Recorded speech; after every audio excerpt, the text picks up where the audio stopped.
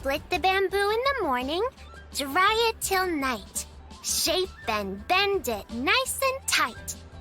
Cross the strands to form a pattern, coat in silk, and you have a lantern. That's how you remember how to make a show lantern. Did you get all that, Chi-Chi? Morning, split bamboo, traveler. Then get silk, make paimon. What? No, that doesn't even rhyme. Look, it's them. Hey, Yao Yao! Hey, Chi-Chi! Whoa, Traveler! Paimon, you're here! Happy Lantern Rite! What you up to? I'm teaching Chi-Chi to make show lanterns. It's a real test of finger dexterity, so it'll help keep her nice and loose. Yes, I do finger exercises to be a nimble zombie. Wanna try too, you two? Oh, okay. Well, we need a whole bunch this year so it doesn't get too dark at night. Too dark? What does that mean? Dr. Baiju has patients who got hurt walking at night. The moon disappeared, so it was too dark to see. The moon disappeared? Like, behind the clouds? It was Jeonju, the moon devourer. Changshan told me about it, but now I forgot. It's an old myth from Chenyu Vale about a giant toad in the sky that eats the moon. What? The moon gets eaten? It's just a story. It's not like there's actually a giant toad in the sky. I asked Master about it, and she said myths are just insights into how the people of the past understood the world. Well, I didn't see it that night. But I've checked several nights since, and it's been there same as ever. According to Chi-Chi, though, the Ministry of Civil Affairs sent someone to do some kind of serious investigation. So, I don't know. Maybe something did happen. The Ministry of Civil Affairs? This is starting to sound bad. It's okay. You can fly. Even if it's too dark, you won't fall and get hurt. Yeah, exactly. So turn that frown upside down, Paimon, or someday you'll get a whole bunch of wrinkles and wake up looking like an old granny. What? Okay. No more frowning. But the Traveler can't fly. He could still fall and hurt himself, right? Don't worry. That's what the shout lanterns are for. As long as we make enough, Liyue Harbor will never go dark. Yeah, and there's the giant lantern too. Oh, right. I almost forgot. Look, this year's Grand Lantern commemorates the Adeptus who guards the moon. With her watching over it, the moon will be safe for sure. A white horse? Wait, so that's the White Horse Adeptus? Yeah. Legend has it she used to live on the moon. So if it were ever in danger, I'm sure she wouldn't just stand by and watch. Huh. We've heard of the White Horse Adeptus before, but we never heard the part about her living on the moon. Probably because it's a folk legend from Chenyu Vale, so not a lot of people know about it. But recently, some ancient artifacts were unearthed in Liyue, and the archaeological team even found evidence of ancient people worshipping an Adeptus who lived in a palace on the moon. It's kind of like how we write wishes on show lanterns and release them during Lantern Rite. The White Horse Adeptus would descend from the moon in her jade carriage and grant people's wishes. Ooh! When did that happen? She sounds different from the other Adepti in Liyue. It must have been a super long time ago, because even Master barely knows anything about this Adeptus. Nope. Kinda unbelievable, right? Yanfei said the White Horse Adeptus might even be a made-up legend, just like Janju the Moon Devourer. Yeah, a made-up horse and a made-up toad. You're mistaken, children. The White Horse Adeptus really does exist. Oh, Mr. Liu from the Baiju Guest House! But how do you know that for sure? Have you ever wondered how the guest house got its name, Yao Yao? Baiju... White Colt. So, it's named after the White Horse Adeptus? That's right. And that's because one of my ancestors was once blessed by the White Horse Adeptus. Wait, really? Tell us more! Tell us more! It was a long, long time ago, when this ancestor of mine was still a young girl. She was out gathering herbs and accidentally fell off a cliff, but the White Horse Adeptus rescued her. Oh, that's it? Paimon was expecting something a bit more... special? We've heard a whole bunch of stories like that before. Patience, young one. Let me finish. After the White Horse Adeptus saved my ancestor, she told her a story about the moon and the ancient kingdom of Langan. My ancestor was so captivated that she completely lost track of time. So much so, in fact, that when she returned to her village, she found nothing but a desolate ruin in its place. It was as if, without her knowledge, countless years had passed in the mortal world. Huh? The most extraordinary part of all is that it turned out to be a dream. When she woke up, she found herself at the bottom of the cliff, right where she had fallen. Other than her medicine basket, now filled to the brim with rare herbs, it was as if nothing had happened, until out of nowhere, a horse's whinny echoed through the air, and when she looked up, she saw a pristine white horse leaping over the cliff. A white horse leaping over the cliff? Wow, that sure is a crazy story. But now, it's starting to sound a bit too far-fetched.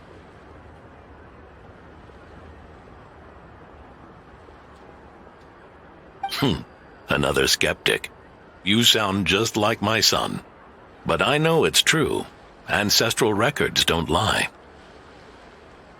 Wait, so your son doesn't believe it happened? Don't get me started. Not believing is one thing, but he even wants to change the name of our guest house.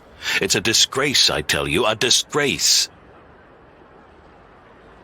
Well, it was getting about time for him to take over the guest house. And what's the first thing he does? Starts going on about how the name doesn't attract enough customers and how we're losing business to Wangshu Inn. Can you believe that?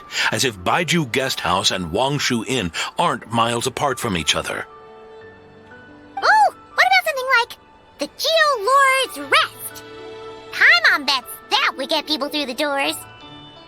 Geo Lord's Rest. I like that one. This isn't about getting people through the doors. This is about disrespecting our ancestors. Oh, White Horse Adeptus, my wish is this. Let your divine power be known. Teach my foolish son the error of his ways. Paimon wants to learn more about this Adeptus. Hey, maybe we should ask Zhang Li. Good idea. Mr. Zhang Li is super knowledgeable.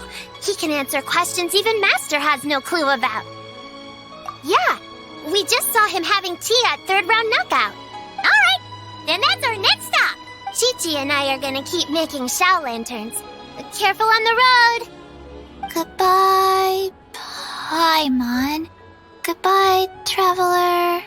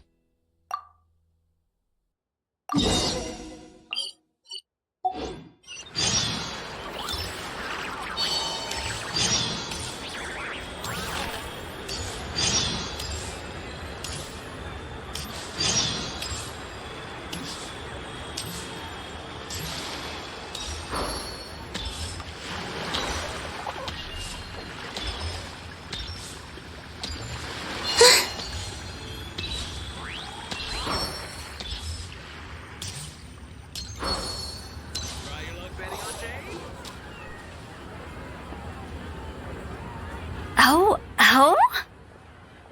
Whoa. Curious. Impressive, right? What's with all the commotion over here? Oh, Traveler and Paimon! Perfect timing! I have something amazing to show you! What is it? Huh? What the? Part of the moon is blacked out! Was it really eaten by a giant toad? Huh. I didn't expect you to know the story of Jonju the Moon Devourer, Paimon. Don't underestimate Paimon. She learned a whole bunch of things in Sumeru. But Jonju the Moon Devourer is a Liyue legend. Well, knowledge knows no borders, so there. You're right about that, Paimon. But this dark circle doesn't look anything like a toad to me. A toad's egg, maybe? But that's about it. Oh, wait, Traveler! You've been in Nodcry, right? The people there worship the moon goddess. So you should know what's going on here. Really? Not even in a place where people worship the moon? Oh yeah! Master told me that the tale of Jianzhu, the moon devourer, was how ancient people explained a certain celestial phenomenon. But what is it exactly? Some kind of omen of disaster? How so? Oh, but in this picture, the moon is being covered from the center. So this can't be a normal eclipse. Then it's still an omen of some impending calamity? We never said that! Ugh, some crazy customer left it at the restaurant. Just thinking about it gives me the chills. Attention, everyone! As the auspicious festival season approaches, I have an announcement to make. I, Lu Xiong, am on the verge of becoming one of the most renowned archaeologists in all of Liyue Harbor. No, scratch that, in all of Tibet. Even though I never trained at a prestigious academy, I've still managed to dig up tons of treasures. And I understand practically a whole dictionary's worth of big words, too. Like my pops always says, no pain, no gain. And I haven't had it easy, that's for sure. So, it's definitely my turn to make a name for myself. What's the deal with her? No idea. Maybe she ate a bad batch of perch stew? What? You don't believe me? I'm telling you, I dug up treasures from the ancient nation of Langan. I even got a picture of Jonju devouring the moon. Longon? Jonju? What is she even talking about? Sounds like she's a few perches short of a stew, if you know what I mean. So what if blackback perch stew is my favorite? Stop talking about me like I'm not here. Whoa, what are you doing?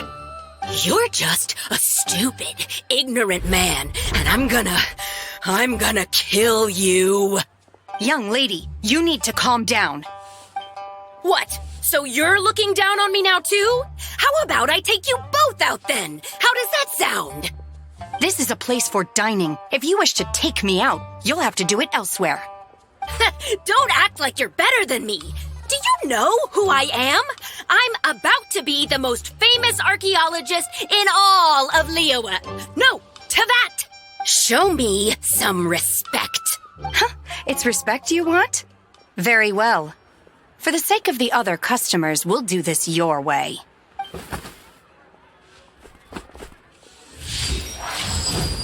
What? So Shen has started the fight? She had no choice. The woman pulled a shovel out of nowhere and started going crazy, flipping tables left and right. She even injured 2 other customers.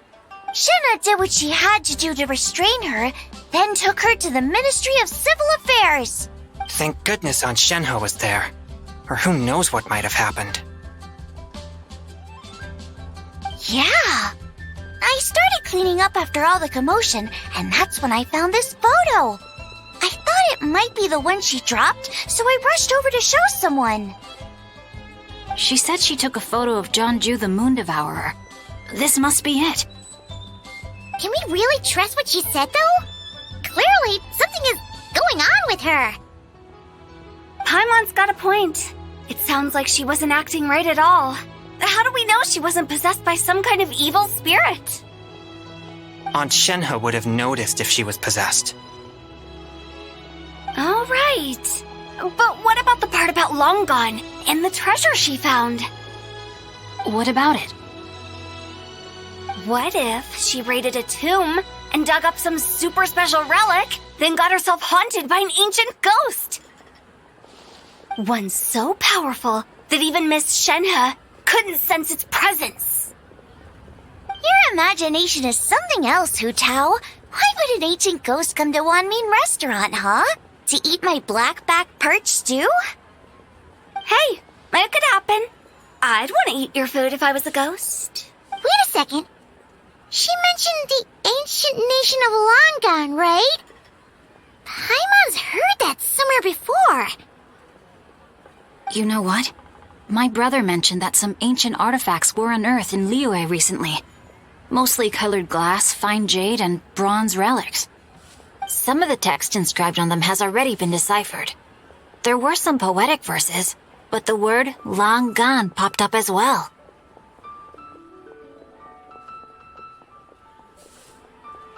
So, does that mean this Longon place is real? Still, Paimon knows we've heard the name somewhere before. Do you remember, Traveler? Right! His ancestor heard about it from the White Horse Adeptus. The White Horse Adeptus? Oh, so you must have been to see the giant lantern already. Yep. And it turns out that the White Horse Adeptus is super mysterious, too. Even Madame Ping hasn't met her. Wait, I thought she was the gold-eyed Celadon mare of the Eight Adepts. That's just the interpretation you believe in, Hu Tao. There are other theories out there, too. The elders of Qingse village believe that during the Archon War, a white horse leapt from a clear spring, transforming into an Adeptus who aided Rex Lapis in battle. In Chenyu Vale, some of the tribes take her to be the daughter of time and trace her deeds to an even earlier era. Yet in other ancient texts, including the relics I just mentioned, she appears as an emissary who listens to mortal wishes, bestowing the blessings of the heavens and moon upon the mortal realm. Which is why we write our wishes on Shao lanterns.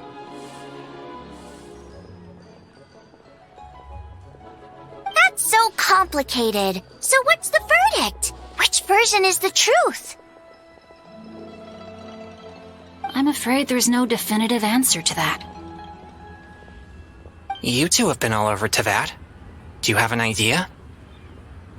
Nope, sorry. We were actually on our way to ask Zhongli. He knows even more about this kind of stuff than us.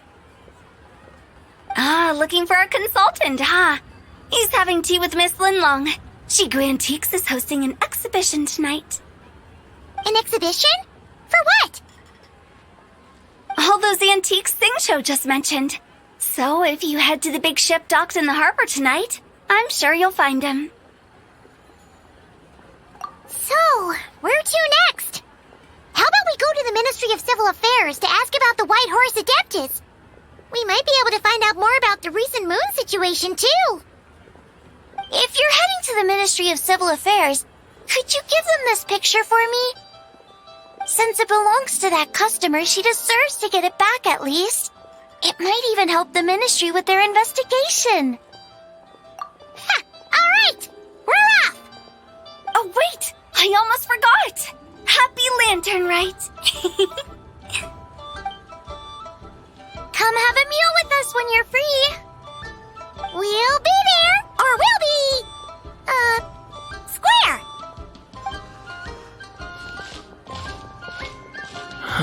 Thinking about it now, could it be possible that photograph was a fake? A fake? You mean like The customer fabricated it to gain academic recognition? Nice one, Chongyun. I never even thought of it like that. How about we go check out that place tonight? I know exactly where it is. All right. I'll get scolded if I get home too late. Live a little, Sing-Cho. You act like this is a first for you. Worst comes to worst, we'll get Xiangling to cook you something delicious, okay? Well, when you put it like that, I suppose it's worth the risk. You were just waiting for the promise of free food, weren't you? Fine. It's a plan then. We'll meet up tonight. What should I try this time?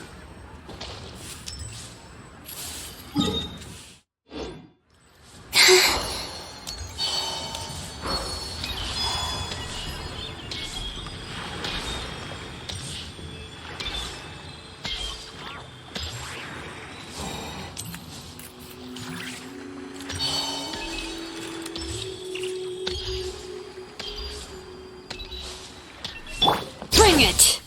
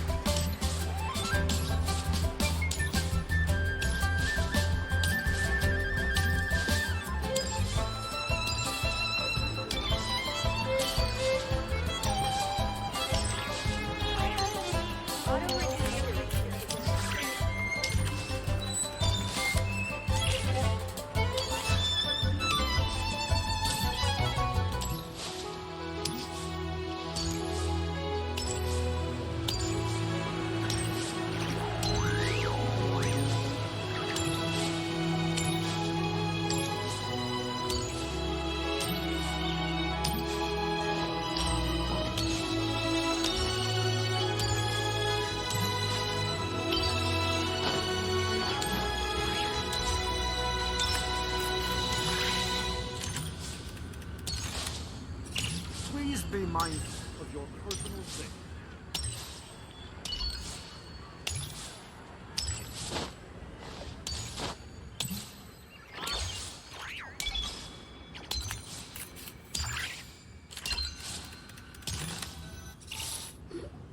And your grandfather is of the same opinion, Miss Lanyan? Yes. On Lantern Rite, the moon shall go dark. That's what the signs are indicating. Celestial observation isn't Grandpa's strong suit, but he discussed it with several other elders from our clan, and their conclusion was the same. It's consistent with the information we've received from other sources as well. You mean the whole thing?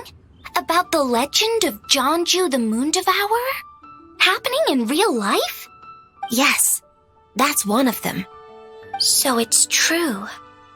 I thought it was just a rumor. It's true. But right now, the bigger issue is that all our sources indicate the phenomenon's gonna happen again. I'm not sure this bodes well. Let's remain optimistic for now. We're making progress interpreting the artifacts, and Ganyu is consulting with the Adepti as we speak. Besides, apart from the incident at Wanmin Restaurant, there haven't been any other moon-related disturbances. Ningguang, Keqing, and Lanyan! You're all here! Oh, Traveler! And Paimon! It's been a while. Happy Lantern Rite. Yes, happy Lantern Rite. What brings you here, though? I thought you'd be in the harbor enjoying the Shao lanterns.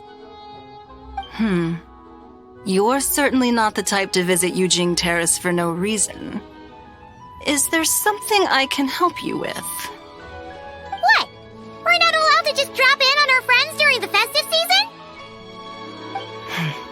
I was only teasing. You're welcome to visit us anytime you wish. Happy Lantern Rite. Oh, and about all the moon business you were just talking about? We have something to show you. Here, take a look! Whoa! Something really did take a chunk out of the moon. Someone managed to capture a picture of it. Is this Jeonju, the Moon Devourer, then? Even though we confirmed this event took place, I still can't quite believe what I'm seeing. Where did you get this picture? From Xiangling! She found it when she was cleaning up after that customer caused a scene. She thinks they must have dropped it. Wait, is this Chawang Terrace? No, it's just where I'm from. It said that Chawang Terrace was where the ancient people of Chenyu Vale communicated with the heavens. And in this picture, the moon happens to be right above Chawang Terrace. I was just surprised, that's all. It's probably just a coincidence. That's interesting because the ancient people of Chenyu Vale migrated there from the chasm area. The chasm? So, that place is involved too? According to our investigation, that customer you just mentioned, Lu Xiangxiang, her father and grandfather are merchants in Liyue Harbor, and her mother and grandmother grow tea in Chaoying Village. A few days ago, she left her home in Chaoying Village to join a civilian archaeological team funded by Hoishan Hall, and ended up excavating some artifacts in the chasm area. These artifacts were then entrusted to Shigu Antiques and are set to be featured in an upcoming exhibition. Then, of course, the incident at Wanmin Restaurant occurred. We suspect something happened during the excavation that left her with quite the shock. And now, it seems like she also went to Chawang Terrace and took that picture of the moon disappearing. The chasm? Chawang Terrace? Things are getting pretty complicated. She's not in a good mental state, so we took her to Boo Boo Pharmacy to get some help. Why don't you come with me to check up on her? At this point, you seem invested in this case too. Then let's head there now.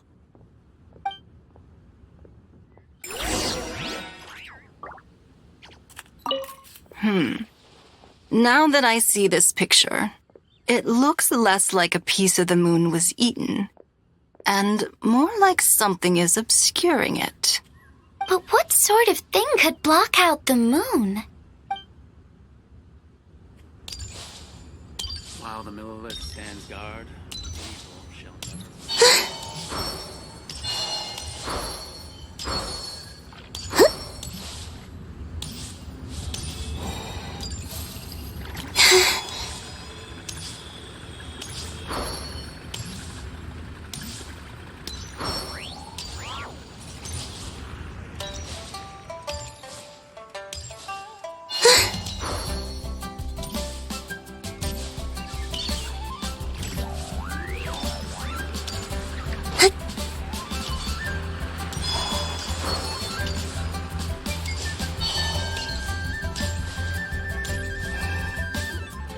Ah, Lady Yuheng. Oh, and the Traveler and Paimon are here as well. What a pleasant surprise. Happy Lantern Rite. I hope we're not interrupting, Dr. Baiju. Not at all. I assume you're here to see the patient? Unless it's urgent, however, it would be best not to disturb her rest. It's quite unstable. She's even more agitated than when she first arrived. And she refused to cooperate when we tried to check her over. I had no choice but to prescribe a calming draught and to have her rest for 2 days. So she's getting worse? That isn't the news I was hoping for. It's just a precaution. Based on an earlier conversation with her, it seemed more like a fixation than anything else. She hasn't lost her mind. That's right. When we asked about it, she kept insisting she was going to be famous far and wide. Well, it might not be far and wide, but she certainly made a name for herself around Yujing Terrace. Even some of the Qixing know who she is.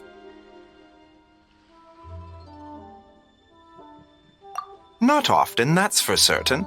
From my initial assessment, the patient appears to have experienced some sort of shock, and whatever it was seems to still be haunting her.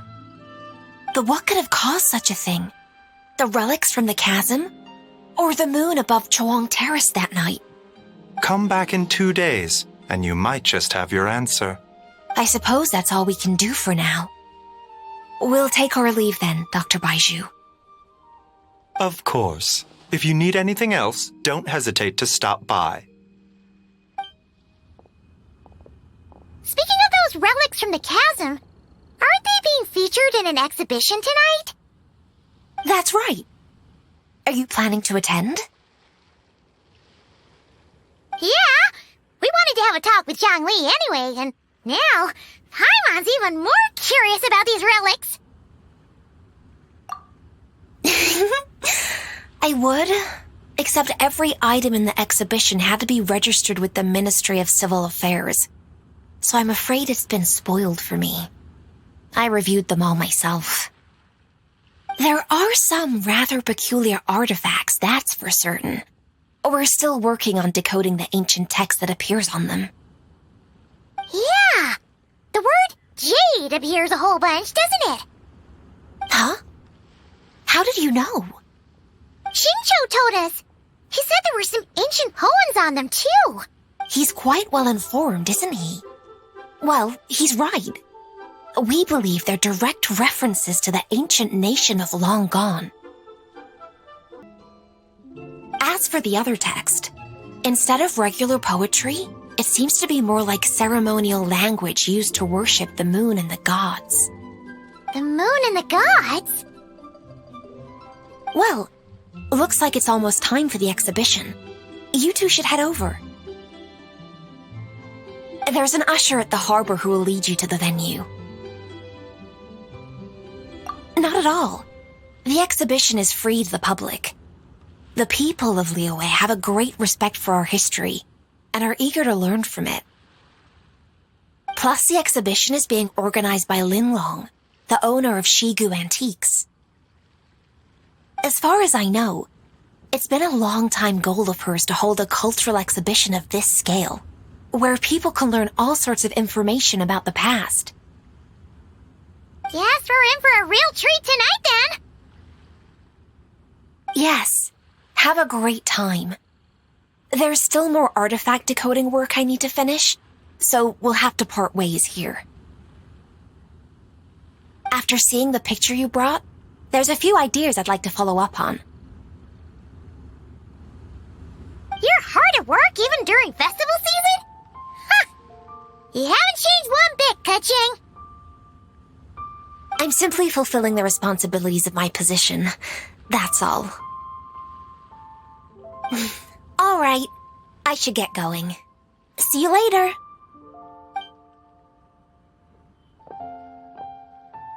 Well, guess we should head over to the harbor and find that usher.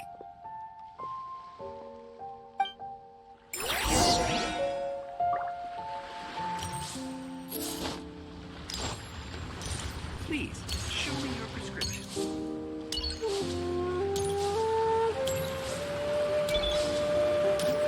Rest assured, the Chief Saint's top priority is the people's well-being.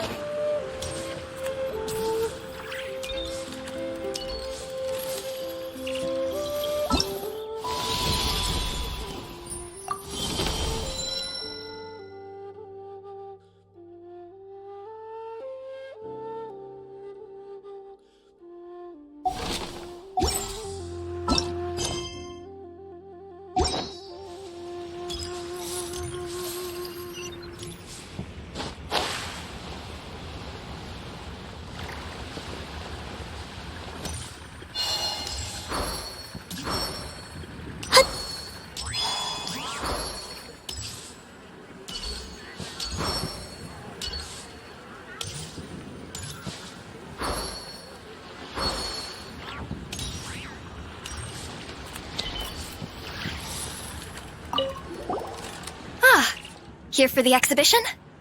I can take you aboard. After you.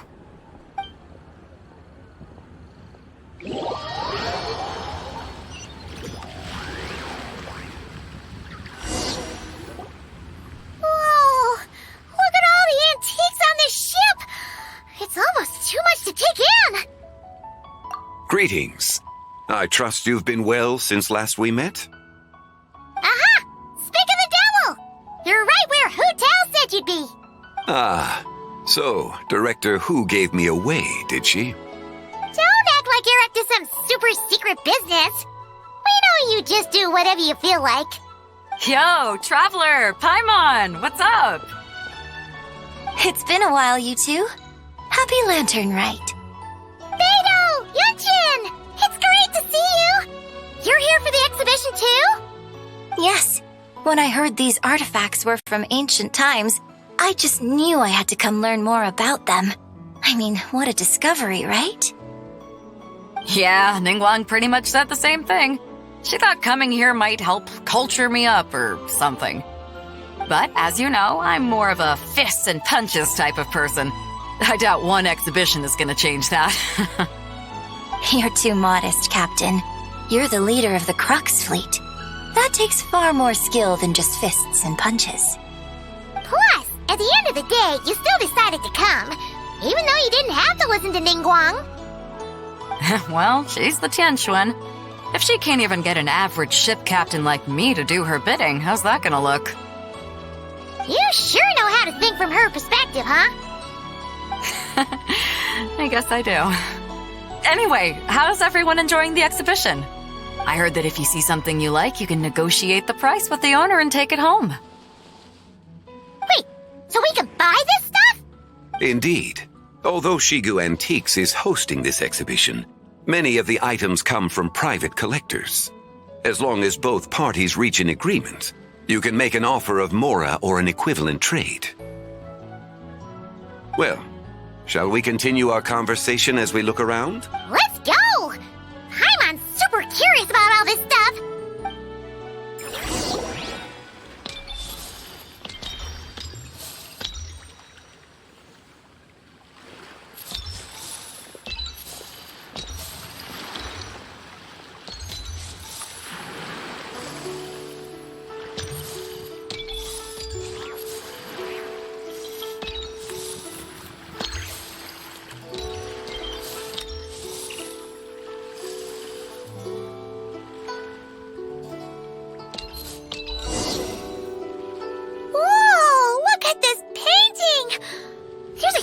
Toad on it!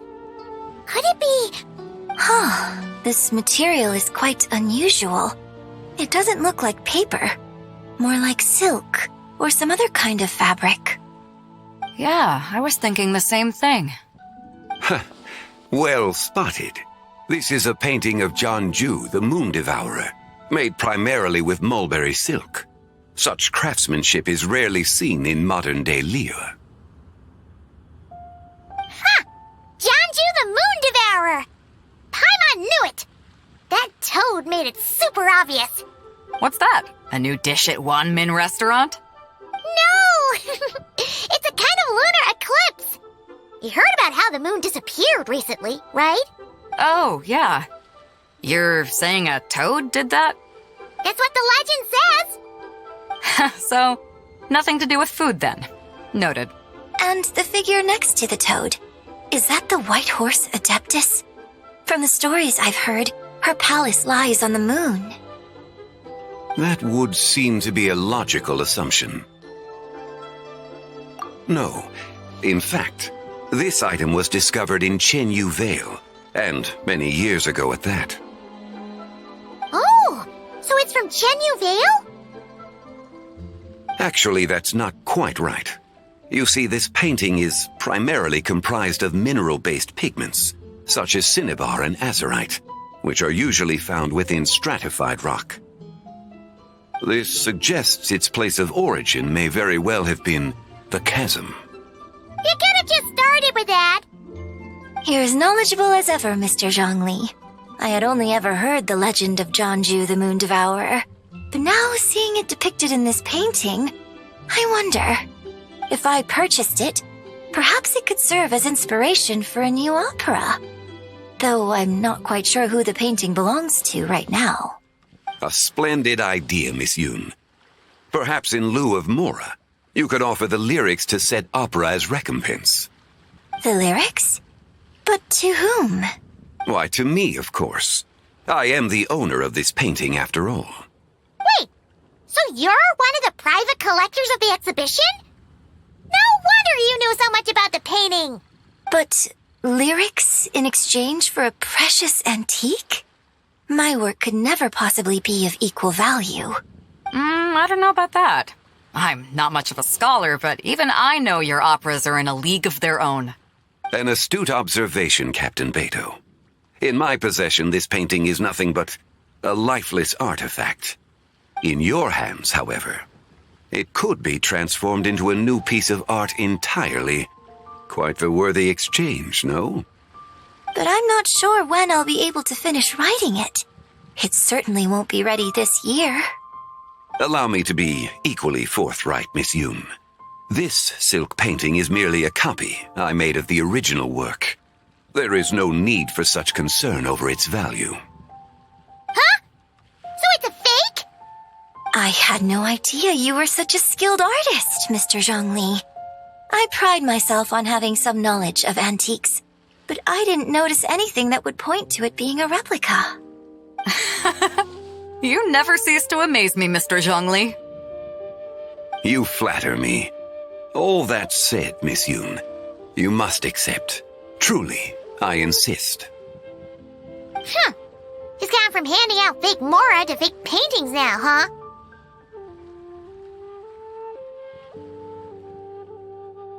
Your kindness is impossible to refuse, Mr. Zhongli. Rest assured, I'll be sure to return the favor. I shall look forward to it. Man, that was quite the find. I should buy something too, if only so I can show it off to Ningguang. Let's keep going and see what we can find.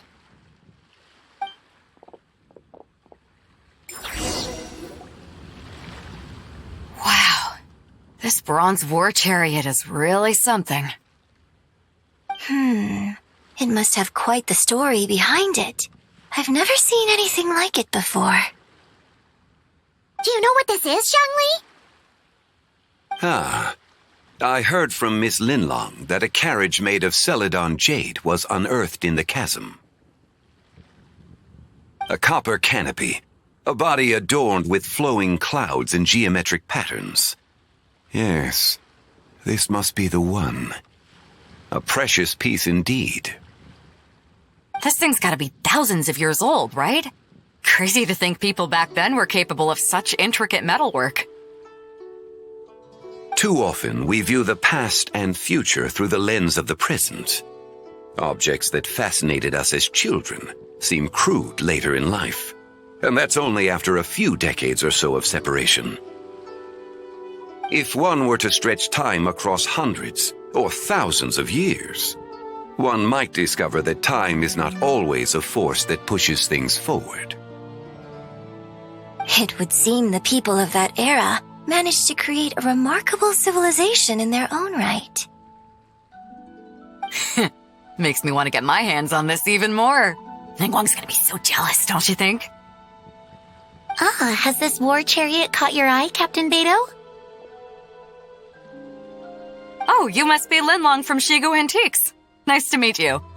This exhibition has been amazing so far. Well, that's all thanks to supportive patrons like you and Mr. Zhongli, of course. As for this war chariot, it was discovered by an archaeological team sponsored by Hoishan Hall. The price comes in at 90 million Mora. How much? 90 million? Woo, looks like my eyes were a bit too big for my wallet. Quite a bargain. A bargain? 90 million Mora could feed Paimon for like 1,000 years. And if you actually went on an eating spree that long, perhaps you'd be considered an antique worth that kind of Mora, too. What, 90 million? Nuh-uh. Paimon's worth way more than that.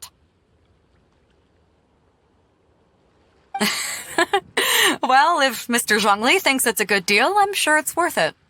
Beto's putting way too much faith in Zhongli. What if he's only here to drive up sales? I'll take the chariot, Miss Linlong. Someone will come by with the payment. Quite the discerning eye you have, Captain. After the exhibition ends, I'll have someone deliver it to the Alcor. Actually, could you send it straight to Yujing Terrace? I'd like for the Tianquan to see the proof of my discerning eye for herself. Understood. Great. Yunjin and I both found something. What about you three? Want to keep perusing? And don't worry about the Mora. It's all on me. Nobody's going home empty-handed tonight. I appreciate your kindness, Captain, but I'm afraid I have some private matters to discuss with Miss Linlang. In that case, don't let us keep you, Mr. Zhongli. Right this way. Traveler, Paimon, perhaps you would like to accompany me. What? So you can show us another bargain antique that's so far out of our price range it's not even funny? Other people are always demanding Mr. Zhongli's time, but it's quite rare for him to extend an invitation himself. I wouldn't pass up this opportunity if I were you, Paimon. Yeah, just don't forget to come aboard the Alcor for a drink later. Yeah, guess you're right. Taking a quick look isn't gonna cost us anything. Let's go!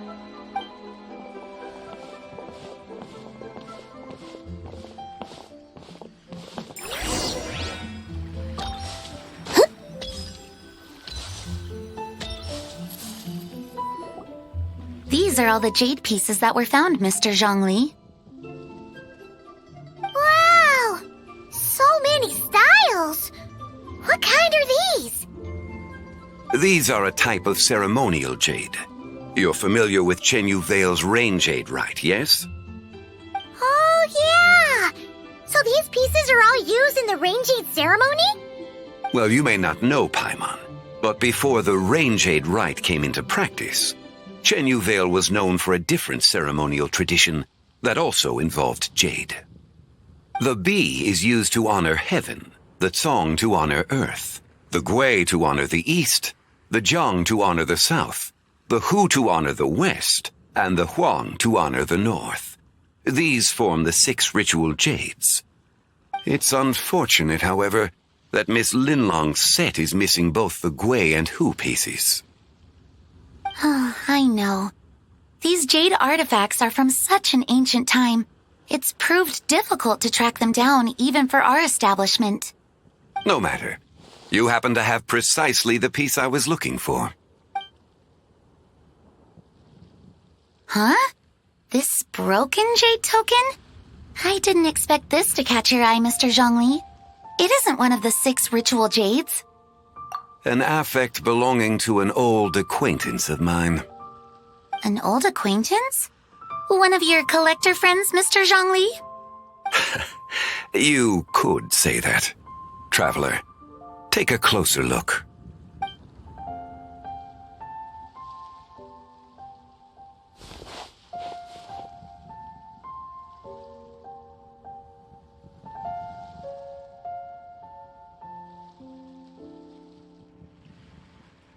Huh.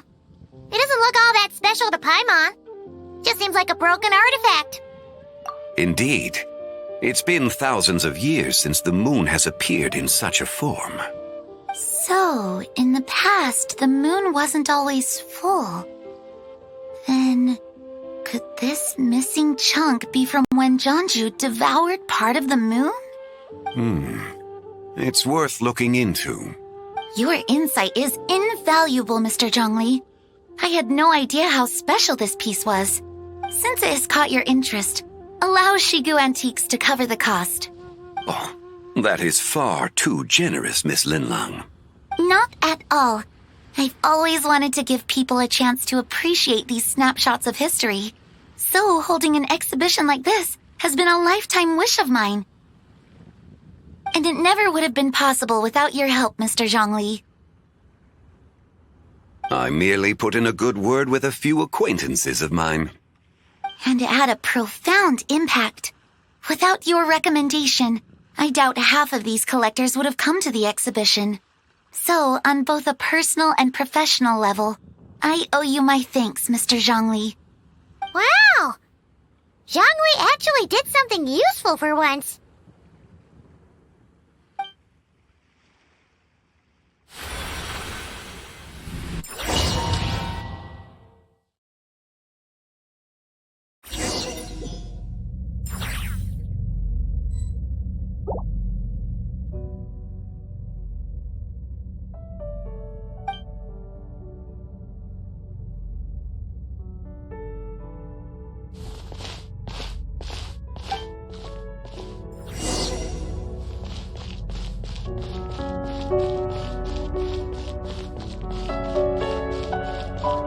3, 5, 7.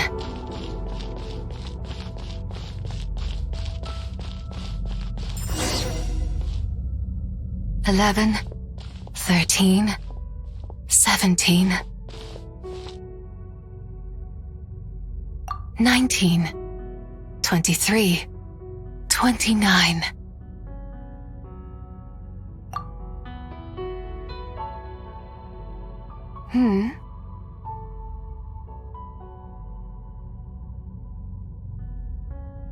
You also enjoy counting in such a fashion, lost child?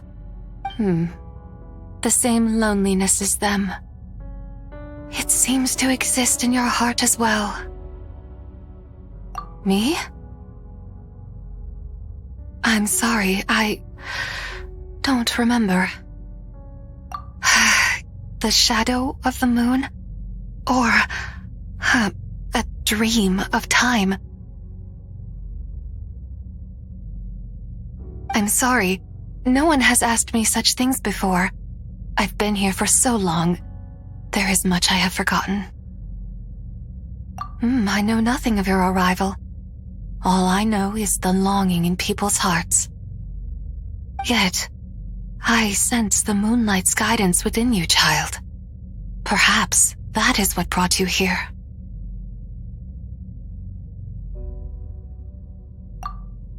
You seem confused. Perhaps I can help in some way. The path home is... that direction. I believe someone told me that before. But I was never able to reach the end.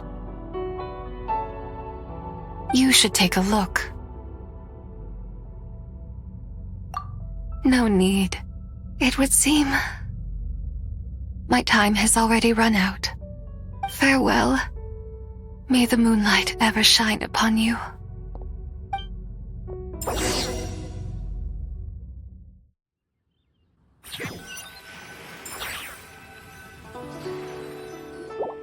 Wow! Jiangwei actually did something useful for once. Your complexion looks rather ashen, traveler. Are you feeling all right? Yeah, what's wrong? Does your stomach hurt? Huh? What are you talking about? You were right here the whole time. Ah, I see. I'm afraid we must take our leave, Miss Linlang. My friend has taken ill and I must escort him to get some rest. Of course. Traveler, Paimon, please, come with me. Ah, yes.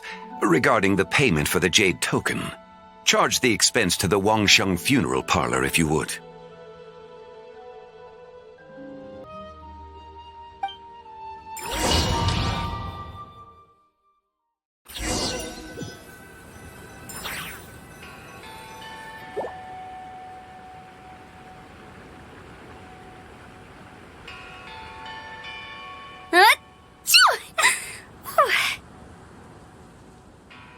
Guess someone's thinking of me. But this late at night? Must be that consultant of yours. I bet he's out there spending all year more at the exhibition. Yeah, he'd be the perfect employee if he just knew how to rein in the spending. But never mind him. Let's focus on the moon. We gotta see if it gets eaten tonight. I don't think it's going to happen. We've been out here all night and the moon's the same as ever. It is quite late, and Chongyun's getting tired. How about we head back? We can come back another time. Head back? Already? Actually, I do have a new dish I'm testing out tomorrow. And as part of my New Year's resolution, I'm trying not to oversleep. All right. Guess it just wasn't meant to be. Let's go.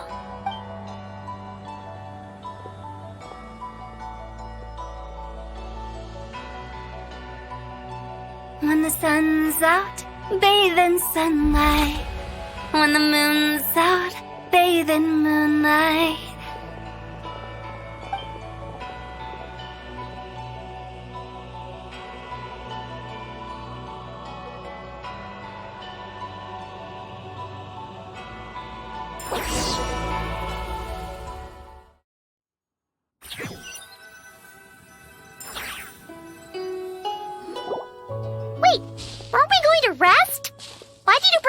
here? Because I imagine the traveler would like to know what just happened to him. Oh, right. Ugh, Paimon's confused, though. She could have sworn you were there the whole time.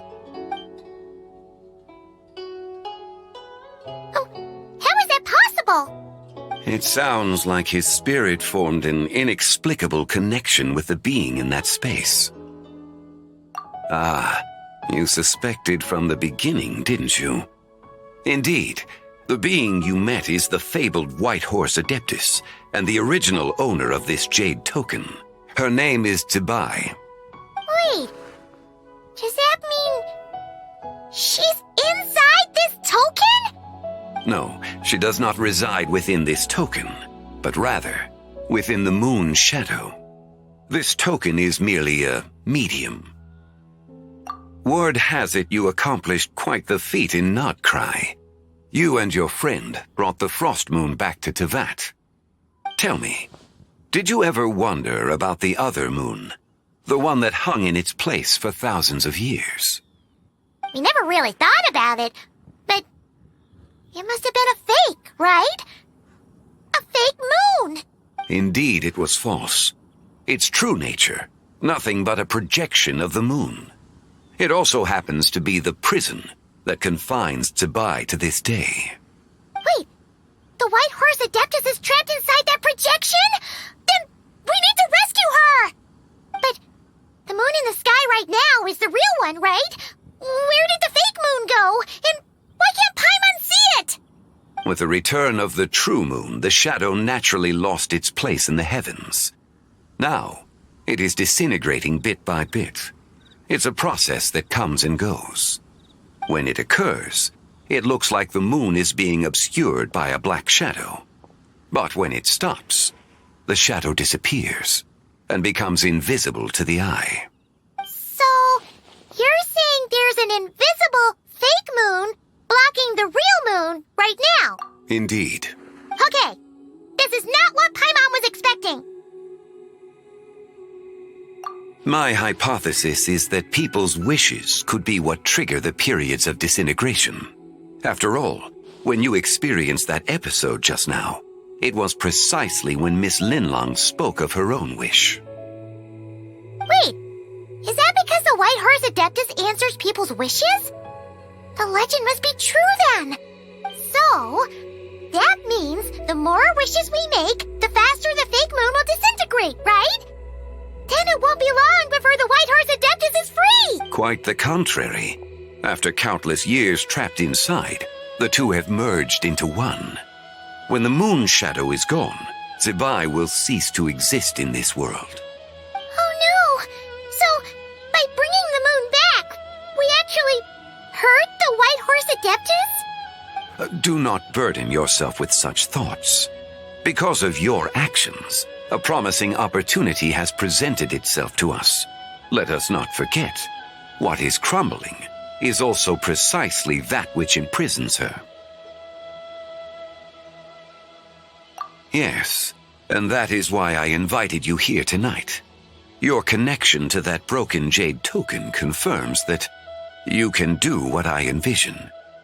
However, while I had hoped to receive your assistance, this matter could have significant ramifications. I must admit a certain reluctance to implicate you in more of Tevat's secrets. Often, the deeper one's knowledge of such matters, the harder it becomes to extricate oneself from them. You are someone who once traveled through the boundless sea of stars. I cannot help but wonder, perhaps it is wrong for your fate to become too entangled with the fate of any one world. Such is your conviction, then. Since journeying beyond Lille, you have had ample time to reflect on these matters, it would seem. Very well. The first secret I must reveal is that Zibai has long since passed away. The being within the Shadow Moon is merely one of the 3 deadly selves she severed before her death. Wait, the White Horse Adeptus is dead? Weren't you supposed to tell us how to fix this? Now it just seems even more impossible! Please, remain calm, Paimon, and allow me to explain.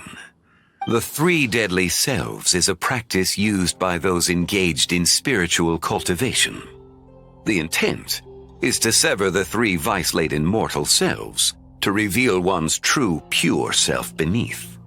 However, Zebai's 3 selves are more complicated in nature, because in the moment before her death, someone preserved the shattered essence of her soul and placed the fragments within her 3 deadly selves. If we retrieve the 3 fragments of her soul, there is a chance we can restore her presence in the mortal realm. So that means we can bring her back to life? Yes, provided we retrieve the fragments of her soul's essence from the 3 deadly selves. Indeed, the being you encountered was Zebai's first deadly self, Ziju. After Zebai's death, she ascended to the heavens and became one with the Shadow Moon. The essence that resides within her is a heavenly soul, also known as Taiguang. Thus, this self is the closest to Zebai's true nature. That said, because she is trapped within the Shadow Moon, we have no choice but to seek out the other 2 soul essences first. Then, her second deadly self is called Ziju. After Zebai's death, she fell into a slumber deep beneath the earth in what is now known as the Chasm. The essence within her is the Earth Soul, also known as Shuangling. She is the self that inherited most of Zebai's memories and wisdom. The chasm? So, do we have to go there to find her? That won't be necessary. I sensed her presence on the jade carriage from earlier, the one at the exhibition. It's possible the return of the frost moon awakened her, and she emerged from the chasm alongside that batch of ancient artifacts. Wait! That must be why you agreed to help with the exhibition! To investigate the artifacts! Indeed. So in truth, Miss Linlong was the one who helped me. The 3rd deadly self is Zichao. The essence within her is the human soul, also known as Yojing, Zebai's shade. Thus she is the most free-spirited among the 3. She lent me her aid during the Archon War 1,000 years ago. But later, as her powers waned, she retreated into the mountains. I imagine finding Zichao should prove the most troublesome, so I shall take it upon myself to track her down. So, we need to find the 2nd deadly self, right? But where do we even start? Locating her should not prove difficult. In life, Zebai was fond of mortals, and as the self who inherited most of her memories and wisdom, Ziju should be the same. It's possible she has possessed someone, and is meandering the bustling streets of Liyue Harbor as we speak. Possess someone? Wait!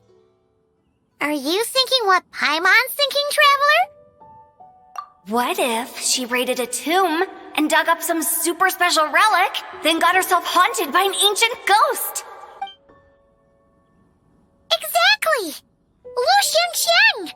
It seems you have a lead in mind already. She'd still be at Boo Pharmacy. She was super agitated when she first got there, so Baishu gave her some calming medicine and told us to come back in 2 days. Do you think it could be her, Zhengli? It's quite possible. The deadly selves are impure beings that can easily influence mortal minds. A sound plan. Well, I should get started on my own investigation then. But you're leaving already? I must. Zichao went into hiding after the Archon War. If I am to have any success tracking her down, and there's no guarantee, I should start sooner rather than later. But there's still so much you haven't told us. Like, who the White Horse Adeptus actually is, and how she died in the first place. Not to mention who it was that preserved the fragments of her soul. Should our endeavor prove successful, then naturally those answers will follow. If not, speaking of them would be rather meaningless. It would seem that this is a question you are unwilling to set aside. Very well. I shall tell you. It was the avatar of time. Ah, so you know of her existence. The ruler of time saved her soul. Indeed. Preserving what remained of Zibai's soul in the moment before her death. Only the power of time could be capable of such a thing. However, there is no telling what effect it has had on the three deadly selves. In other words, you must exercise caution when seeking out Zizhi. On the night of Lantern Rite, countless Shao lanterns, and the wishes written upon them, will be released into the sky. I estimate that this event will trigger the Shadow Moon's collapse. When that happens, the cage that confines the first deadly self will open. That is our moment to act, but also the moment where all could be lost. For if we fail to retrieve the other two soul fragments in time, Zibai's resurrection is hopeless. As I mentioned before, the answers to your remaining questions should come in time, providing our efforts bear fruit. Let us hope that all proceeds smoothly in the days to come.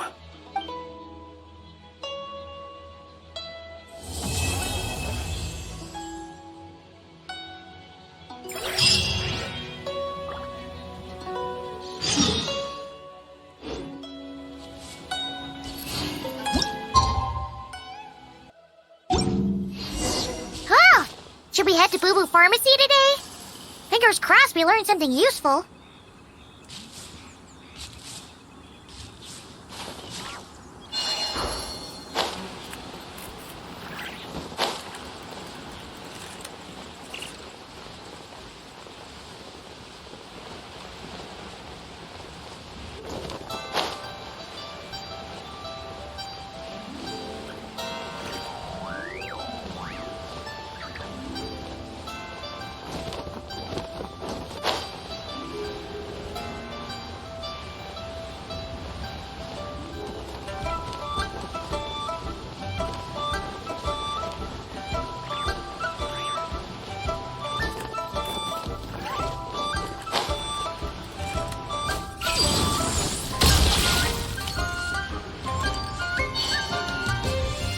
So let me get this straight.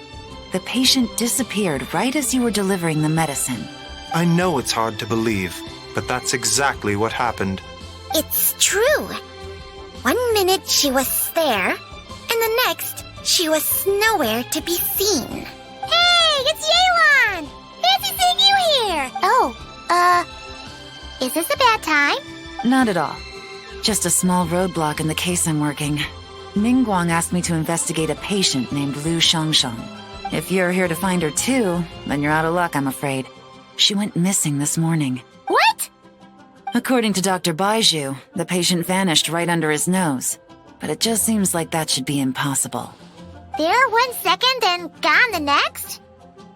Pretty sure Xiao can do something like that.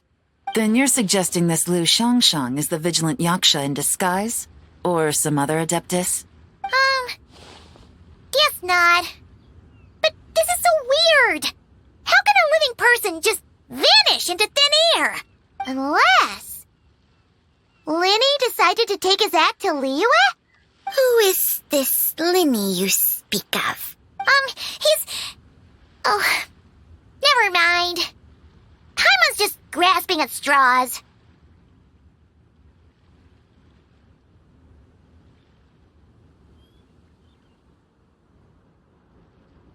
Let's set aside the how for now and focus more on the where. You mentioned this patient has a strong obsession with achieving fame and recognition? Yes. She kept talking about becoming a renowned archaeologist and making a name for herself. So, are we looking for a place where it's super easy to become famous? I think we should check out the Xiao Lantern crafting stalls. Because it's easy to become famous by making Xiao lanterns? Not exactly. When the people of Liyue need a solution to a problem, their first thought would be to pray to the gods and the Adepti. If her wish is to become famous, she might write it on a Xiao lantern in the hopes that the fabled White Horse Adeptus might make it come true. That certainly sounds probable. Turns Horse Adeptus might be a lot closer to home than she thinks. What was that? Nothing. Let's go check out those stalls.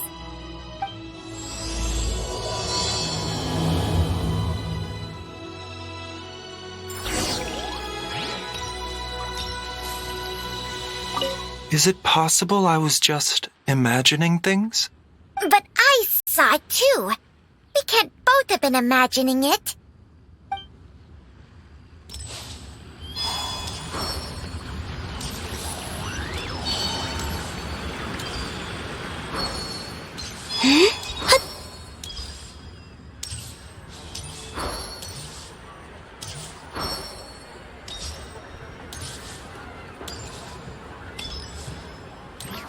Leo Lee Pavilion. Best Lee food in town.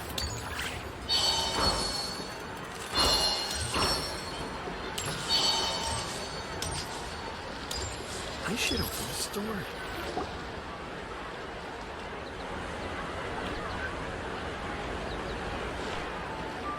Alright, we're here! Still no sign of Lu Shang, though. As long as you're patient enough, Paimon, you'll find that hunting down people is no different from hunting boars. We need to blend into the environment, or we risk alerting the target. So as far as everyone here is concerned, we're just ordinary tourists. Oh, okay. If we need to blend in, then let's make some shell lanterns and write our wishes down, like everyone else. What's your New Year's wish, Yelan? I haven't given it much thought. Oh, and it can't be work-related. You gotta take a break once in a while, right? You're always digging out this suspect, tailing that criminal, hunting down this gang or that. Which is super amazing and all, but it's gotta be exhausting. Really getting into this, huh? You said to blend in, right? Come on! It's all part of the act! So you gotta think of something! Then I suppose it'd be to go traveling the next time I get the chance. Traveling? That's our bread and butter! Wanna join us? Thanks for the offer, but my desk is piled high with reports on your exploits. And that's not quite the kind of traveling I had in mind. I was thinking more the lie down and do absolutely nothing kind of travel. Ah, something a bit more easy and breezy, right? Hey, wait! We know just the place! The Easy Breeze Holiday Resort in Netland. It's super relaxing and full of fun activities. You've got the beautiful ocean and tons of cute little creatures called Asha. Seriously, you gotta go! I suppose I'll have to check it out. Hey guys, happy Lantern Rite! What a coincidence! You here to make shell lanterns too? Well, it's that time of year, am I right? Thought I'd join in on the fun. You can't have Lantern Rite without making one of these. What you gonna wish for? Aw, man, it's kind of embarrassing, but whatever. The truth is, the mighty mythical beasts are seriously struggling with recruitment. So I'm hoping to find a few apprentices and teach them the art of wushu dancing. Awesome! Shifu Gaming, here we come! Whoa there, Paimon! One step at a time. I actually need to find people first. Yeah, but Paimon bets people will jump at the chance to learn from you! Well, I wouldn't be so sure. Wushu dancing is super physical and takes a lot of hard work to master, so it's not easy to find people.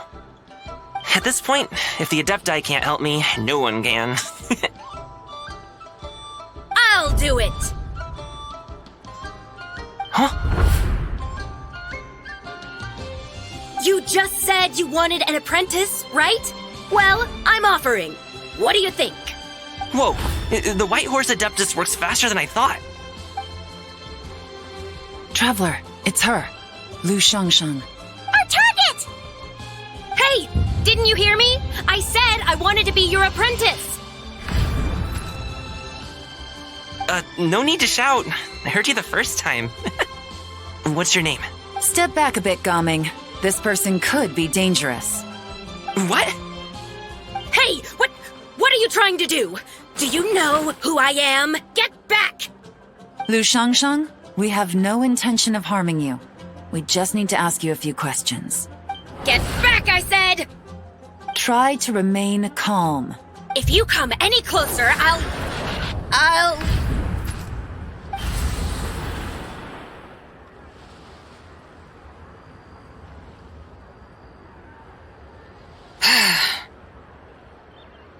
Little wisp of a being. How are you able to see me? So what if I am? Leave at once! You, a mere mortal, whose own life hangs by a thread, would dare reach for the power of life and death?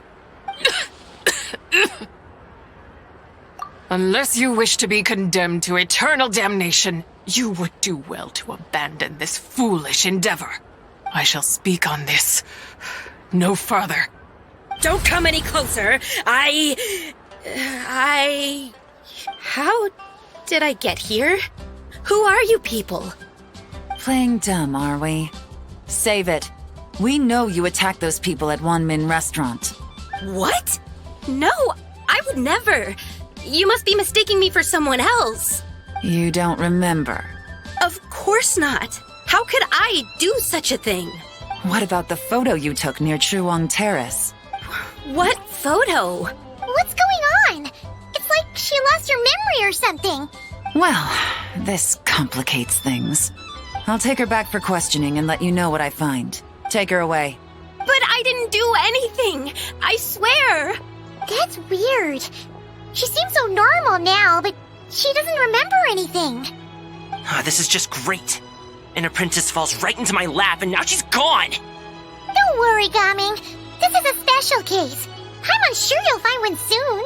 Unless you're gonna pony up and offer a real solution, Paimon, I don't want to hear it. Gaming? What's up with... I'm done here! I'm gonna go find an apprentice, and I won't take no for an answer! Gaming, wait! Is it just Paimon, or was Gaming acting super weird just now? What? How do you know? Whoa! So you saw the second deadly self? And you think she moved from Lu Shangxiang to Gaming? Uh-oh. And we better find him before something bad happens! Let's go!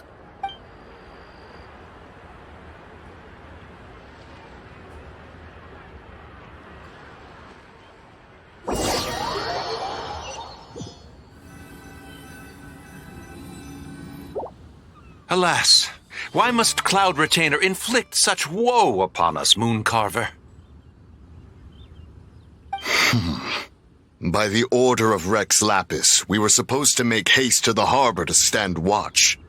Yet we arrived late, for you, in your inscrutable wisdom, chose that very moment to tend the mint. It is no wonder Cloud Retainer banished us to the wilderness in anger. A pity only that I, blameless as I am, was made to share in the punishment. Blameless indeed. You speak as if it was not you who decided to plant all that mint in the first place. Yet now, in its wretched state, overrun by blight and vermin, you would turn away? Utterly heartless, I say. Were I truly that heartless, would I have rescued those seedlings from this desolate wasteland, granting them haven in your hallowed garden? Alas, if blame must be laid, let it fall upon Cloud Retainer for failing to recognize the virtue of our plight. Ah, at last a sentiment with which I can agree. If ever Cloud Retainer is away, we should steal into her abode and plant a veritable field of mint. A tempting little ruse, is it not?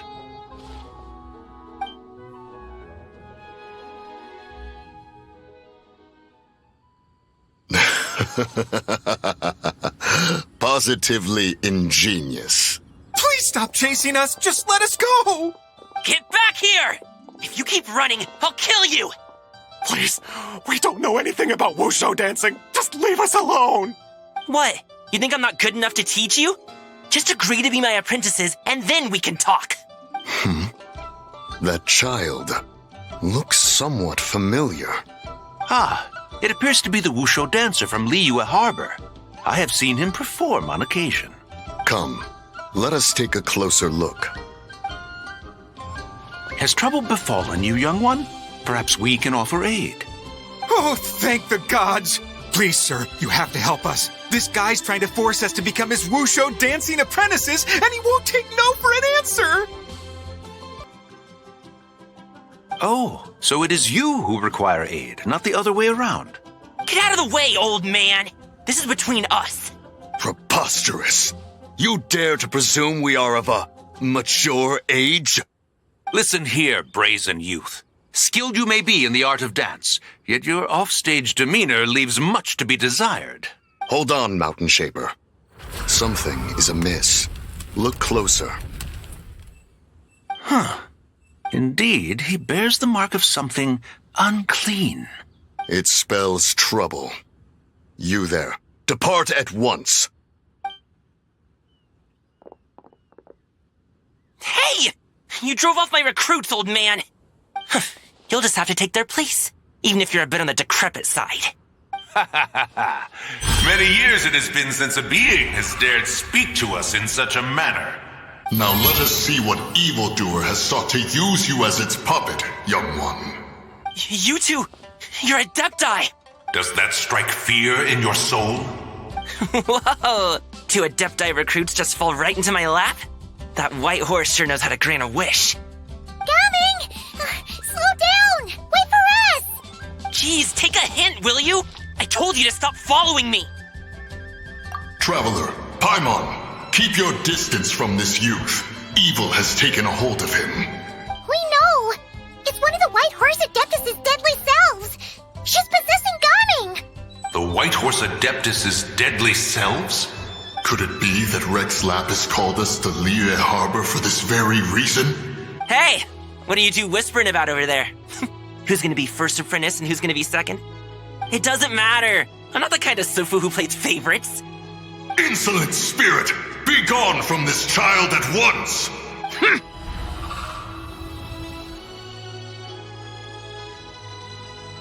Little mite of a mortal. Getting in my way again, I see. That is no concern of yours. No. Only by doing it myself will I find peace. Otherwise, rage will consume me. If I lose control, all will turn to dust. The curse of time.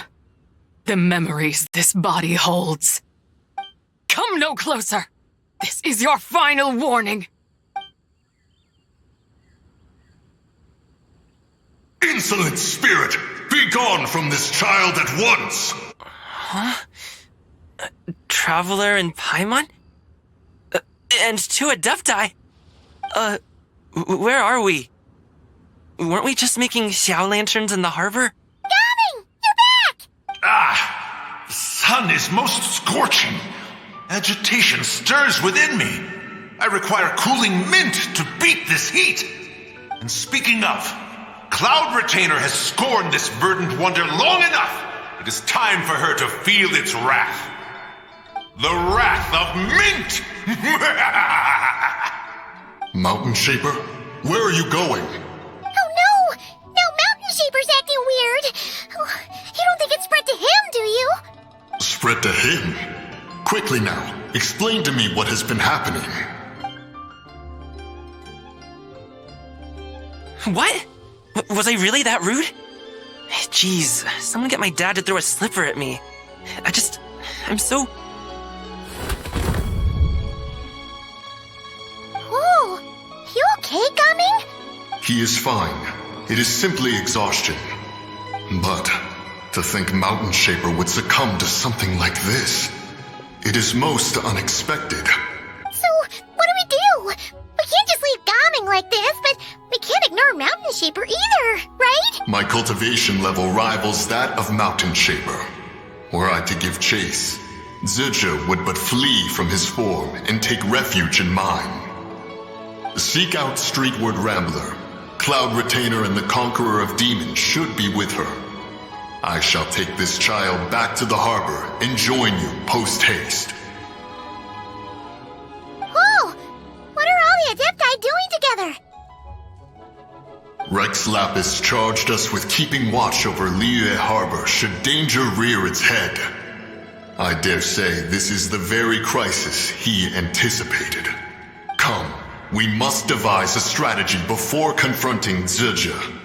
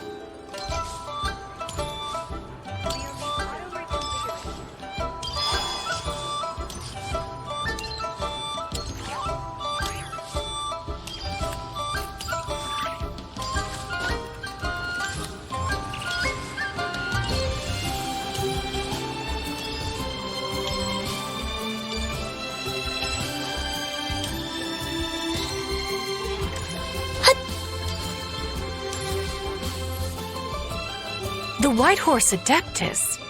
You mean the mysterious white mare that aided Rex Lapis during the Archon War?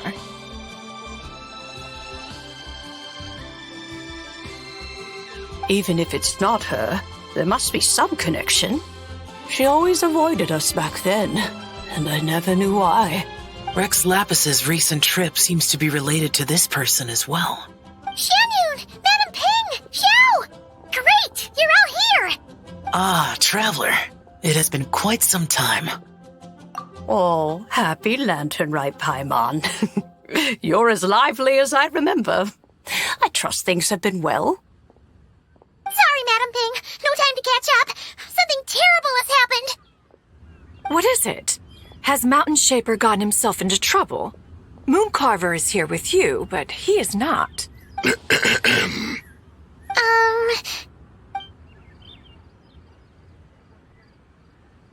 The Wrath of Mint? That old fool dares to utter such nonsense behind one's back. Yeah, that's not really our biggest concern here. So, even a mere deadly self of the White Horse Adeptus was able to possess Mountain Shaper and affect his mind. No wonder Rex Lapis told us to gather here and await his orders. Mountain Shaper's cultivation is inadequate. He was caught unprepared. Were it one of us, Zizia would hardly have found a vessel quite so ready for the taking. Hey, that's not what you said earlier. Where is Mountain Shaper now? A question that hardly bears pondering. Obviously, he intends to plant mint in the vicinity of one's abode. Ah, then he poses no great threat. We might as well let him be. Once he fulfills his wish, it's possible that Zizia will relinquish him of her own volition.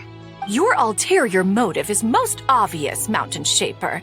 You two hope for Mount Outsong to be covered in mint. One can see it clear as day.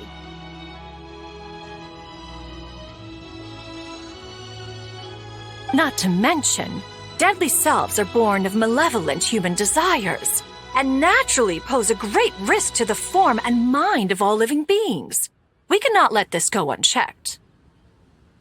Let me handle it. I have relevant experience and know how to deal with such situations. One has no doubt of that. Yet your involvement would likely end in armed confrontation. In one's own estimation, the time for such measures has not yet come. Before his departure, Rex Lapis knew that Zizhu was active in Liyue Harbor, yet told us only to wait.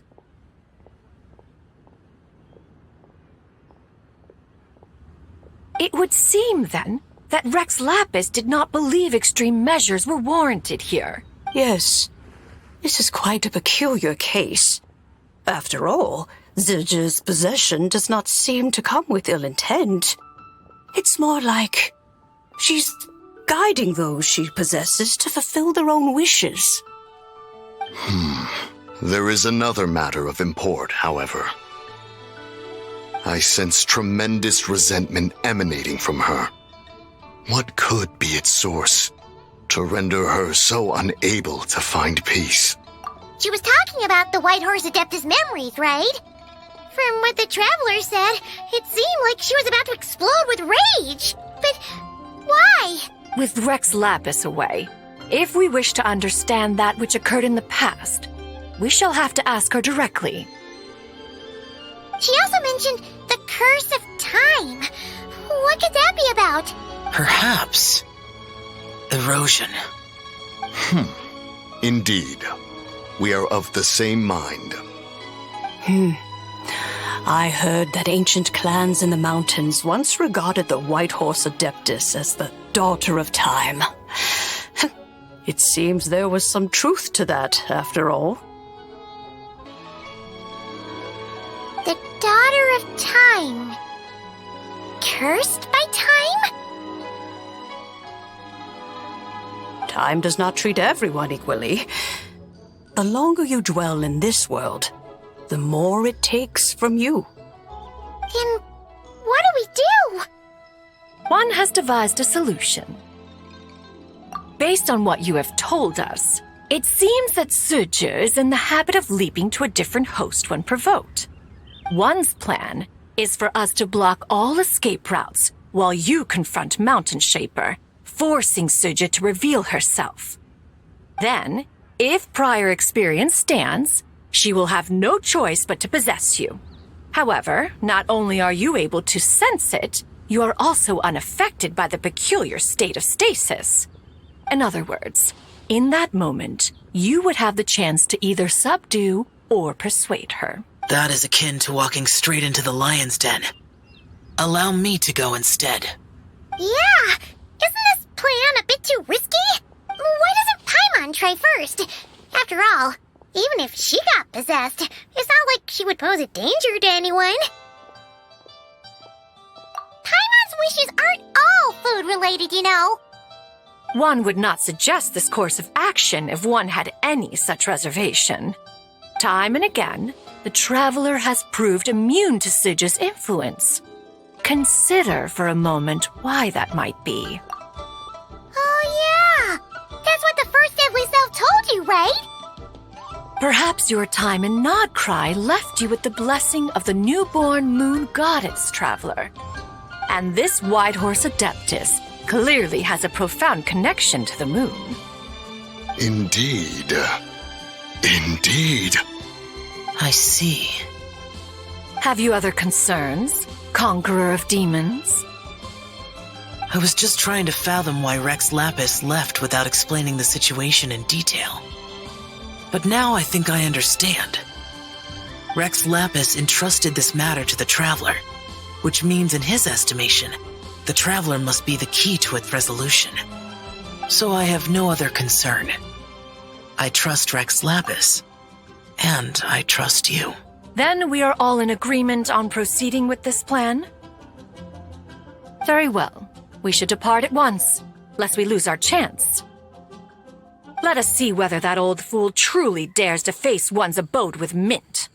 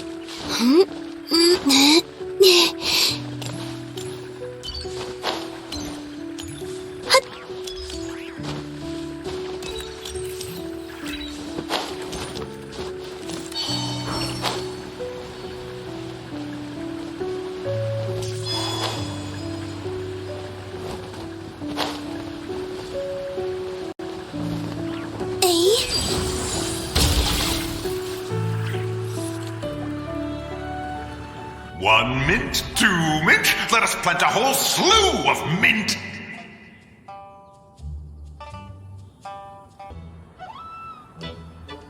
Once I reach 10,000, Cloud Retainer's abode shall be Mount Outsong no more, but rather Mount Mintsong.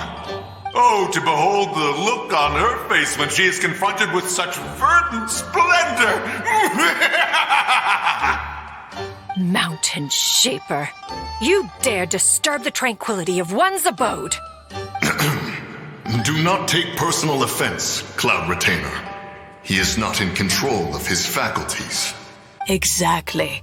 Let it go this once. Zitcha is the one driving him to do this. Huh? But Zitcha just helps people fulfill their own wishes and desires. Not now, Paimon. Oops. Sorry, Mountain Shaper. Paimon might have just thrown you under the bus. When he wakes up, we shall have words. Everyone, to your positions.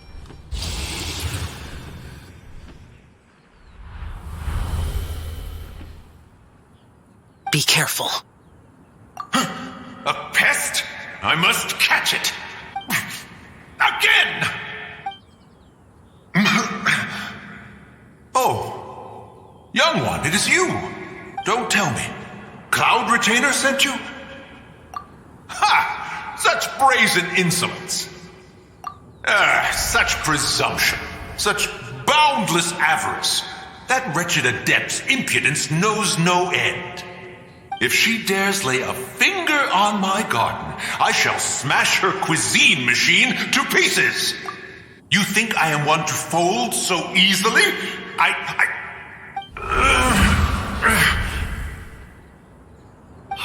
Insolent mortal! Time and again, you interfere in that which is beyond you. You make it exceedingly difficult to contain my rage. You have no conception of that which you seek. It is forbidden! You know nothing of my past. My warning was given. The cost entwined with this is beyond what you can bear. Stubborn mortal! You. Very well. If death is what you seek, who am I not to oblige? Come. Let us see the extent of your resolve. Your wish is to behold the curse of time and the memories of this form? Then, let it be granted.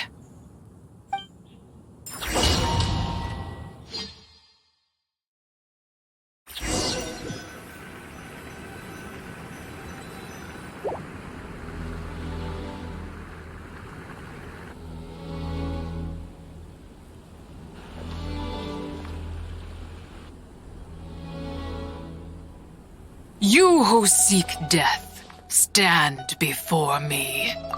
My prison.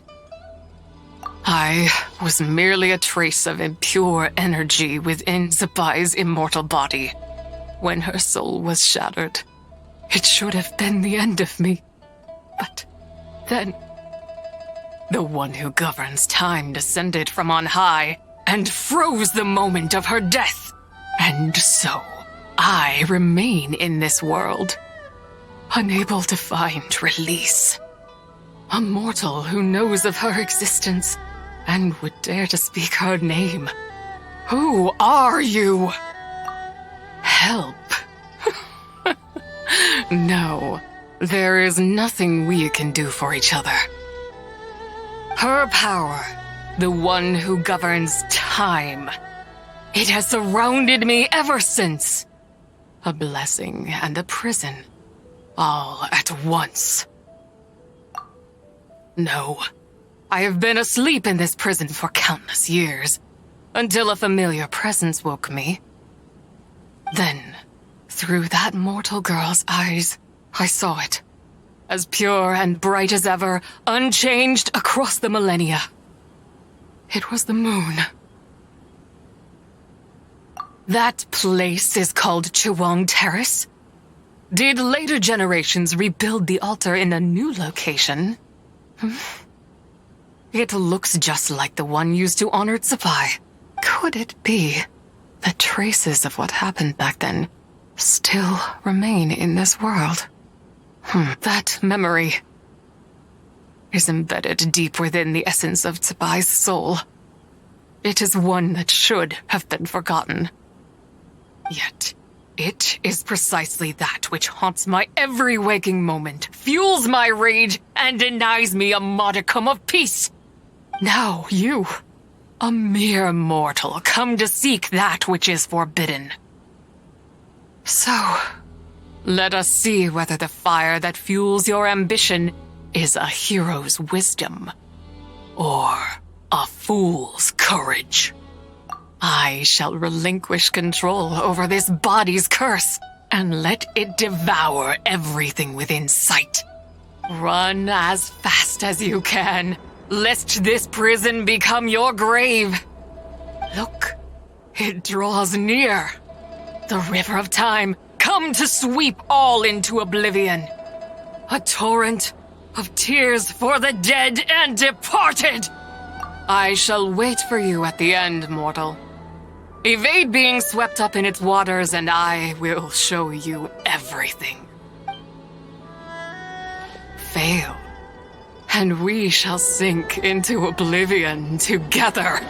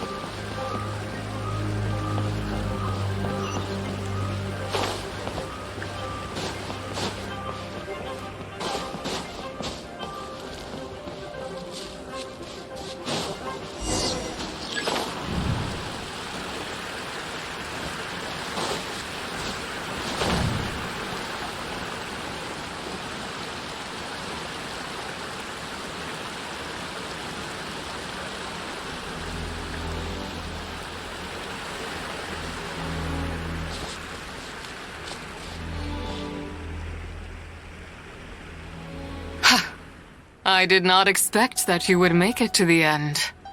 Yes, it would seem even time cannot hold you back. In that case, perhaps this truth is one you can bear. Come, let your wish be granted.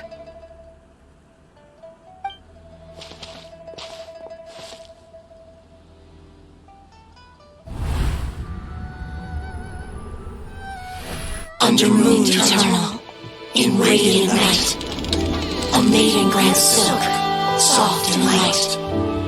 Under moon iridescent, in night divine, a maiden grants fiber for cloth so fine. Under moon of the frost, in night so great, a maiden grants tools to divine our fate. What are Mom and Dad doing? Shh, just make a wish. The kind Adeptus on the moon is listening.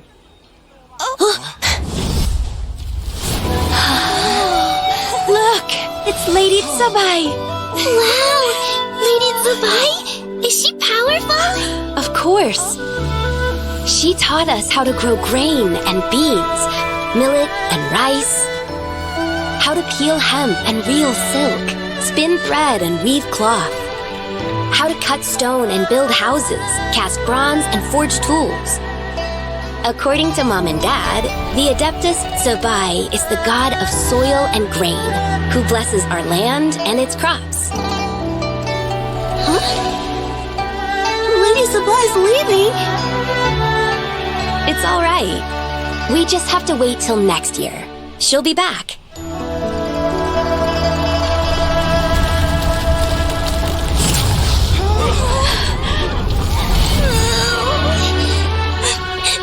Mom and Dad are gone.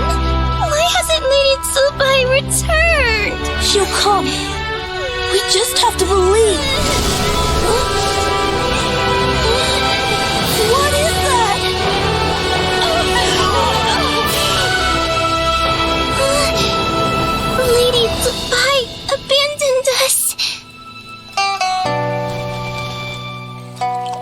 All places tainted by the abyss need to be purified. That includes Long Gone. And what of its people? You know what will happen. You are but an emissary to the mortal realm. This is Heaven's will. There is no need for guilt, and no place for hope. I wouldn't dare. But the people of Langan honor me, worship me, pray to me. If I do not answer, the guilt will be too much to bear.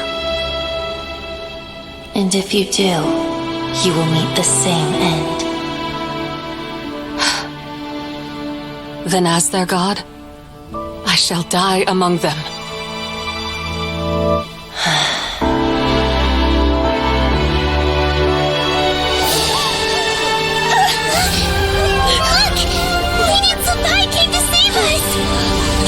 She wouldn't abandon us! Run!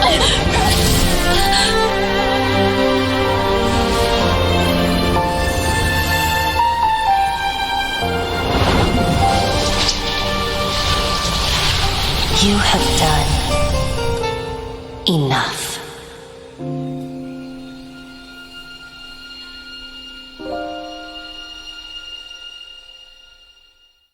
Now you know the truth. These are the memories that suffocate me where I stand and crush me under their weight. Not just my nation, but the people I loved. Were it within my power, I would ignite a blaze fierce enough to burn a hole through the heavens themselves. It was a time of war, one that ravaged heaven and earth. Remnants of the battles tainted with cursed power fell from on high and devastated Langan. The heavens decreed that the tainted filth had to be cleansed. No matter the cost, if I just had more time, I could have helped more people to escape. But it wasn't enough. I just needed a bit more, and they all could have survived.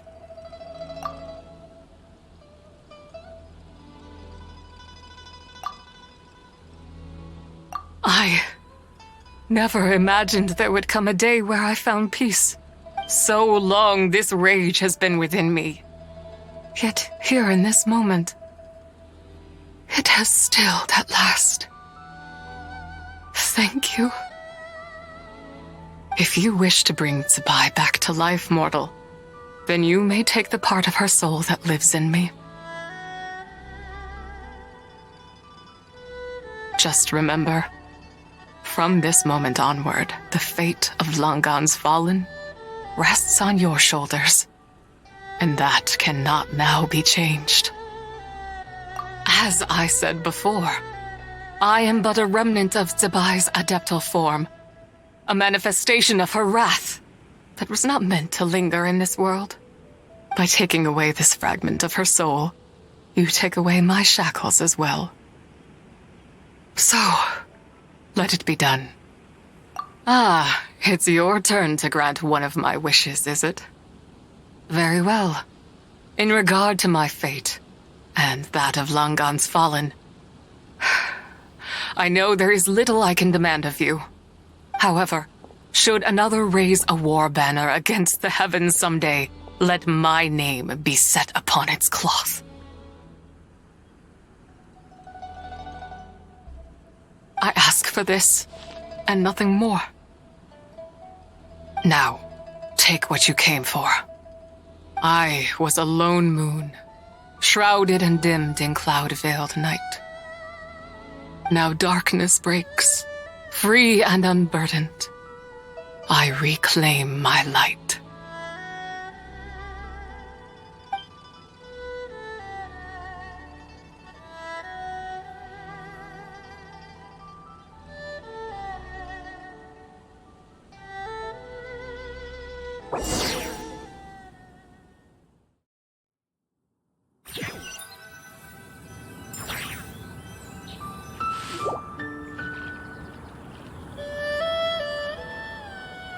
You think I am one to fold so easily? Ah, young one. What brings you here? My, what exquisite mint seedlings. Was it you who planted them? I had not taken you for one so versed in the horticultural arts. I must insist that you visit Mount Hulao. There is much we could learn from one another. Ah, but this is Cloud Retainer's abode. She does not appreciate the verdant wonder that is mint. We should leave at once. If she sees us here, there is little I can do to protect you. You weren't? Was it Mooncarver then? My, what nerve he has. What? Looks like Mountain Shaper is back to normal. Has the matter with Zizha been resolved then? Wow, that was fast. That took, what, like a second? A second to us, perhaps. But for the Traveler, I imagine it felt much longer than that. One's plan was most successful then. And you're all right, Traveler. You don't feel strange in any way? Well, sounds like good news all around. I'm glad this matter is resolved. What is this matter you speak of? The possession of that mortal child? The matter of Zizha may have been resolved, but there is another that is far from over. The mint you planted around my abode. Perhaps you have a moment to spare for a little chat, Mountain Shaper.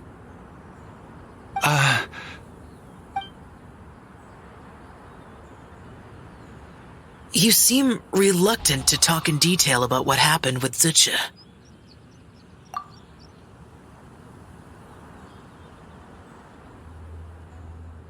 Don't worry. I won't ask you to reveal her secrets to me. And I doubt the other Adepti will either. Huh? You don't want to know what happened? The expression on your face. I know it well, Traveler. It's one I've seen Rex Lapis wear on many occasions. Whatever you learned, it must be too heavy to share. But you're okay, right, Traveler? That deadly self didn't hurt you, did she? Well, as long as you're not hurt, Paimon doesn't need to know anything else. Even so, I hope you feel like you can entrust me with it.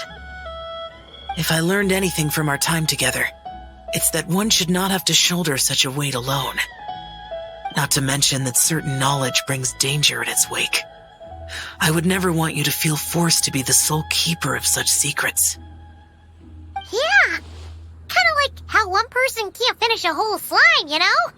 Better to grab a bunch of friends and eat it all together.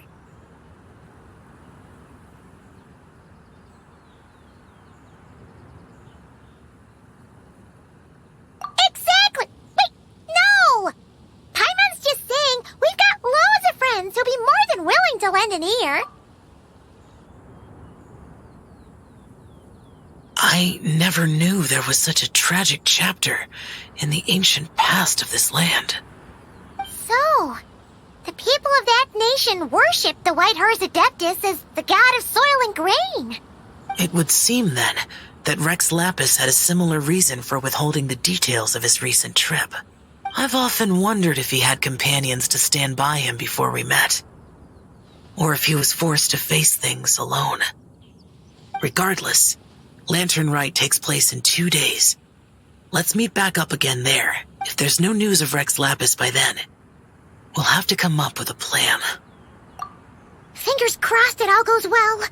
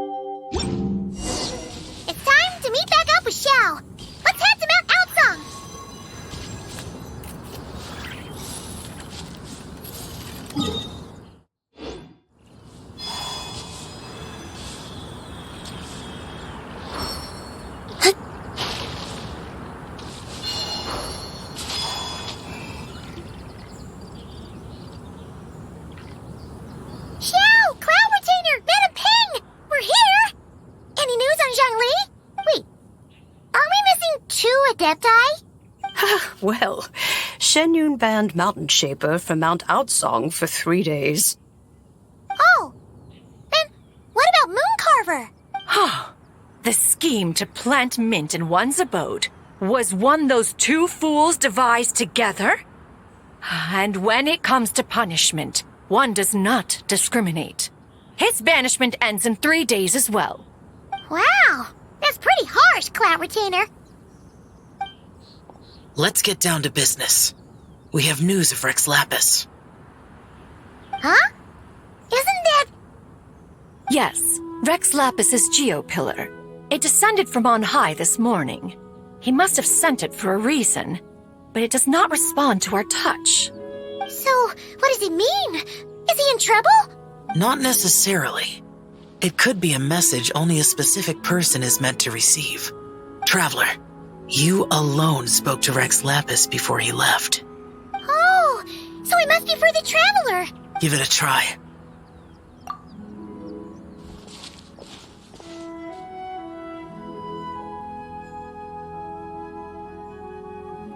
Come to the spring on Mount Chingsa. I have left an entrance for you.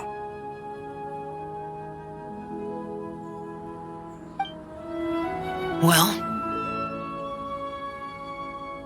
Just as one surmised, it seems that Rex Lapis will not countenance our involvement in this matter. That would not surprise me in the slightest. He's always had a soft spot for the Traveler, after all. But be that as it may, we have served Rex Lapis for millennia now. In other words, I'm sure this has nothing to do with favoritism. He's probably just trying to protect us. That's right. So you mustn't let your guard down, even if Rex Lapis is by your side. All right, let's get going. We'll try not to keep you all waiting.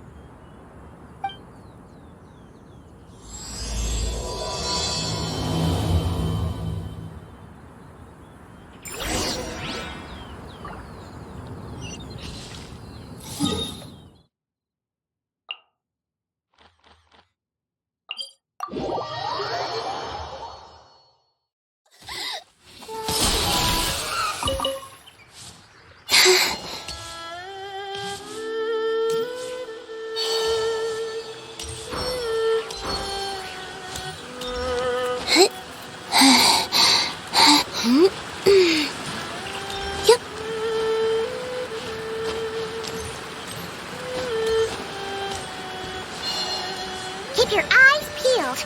They should be around here somewhere.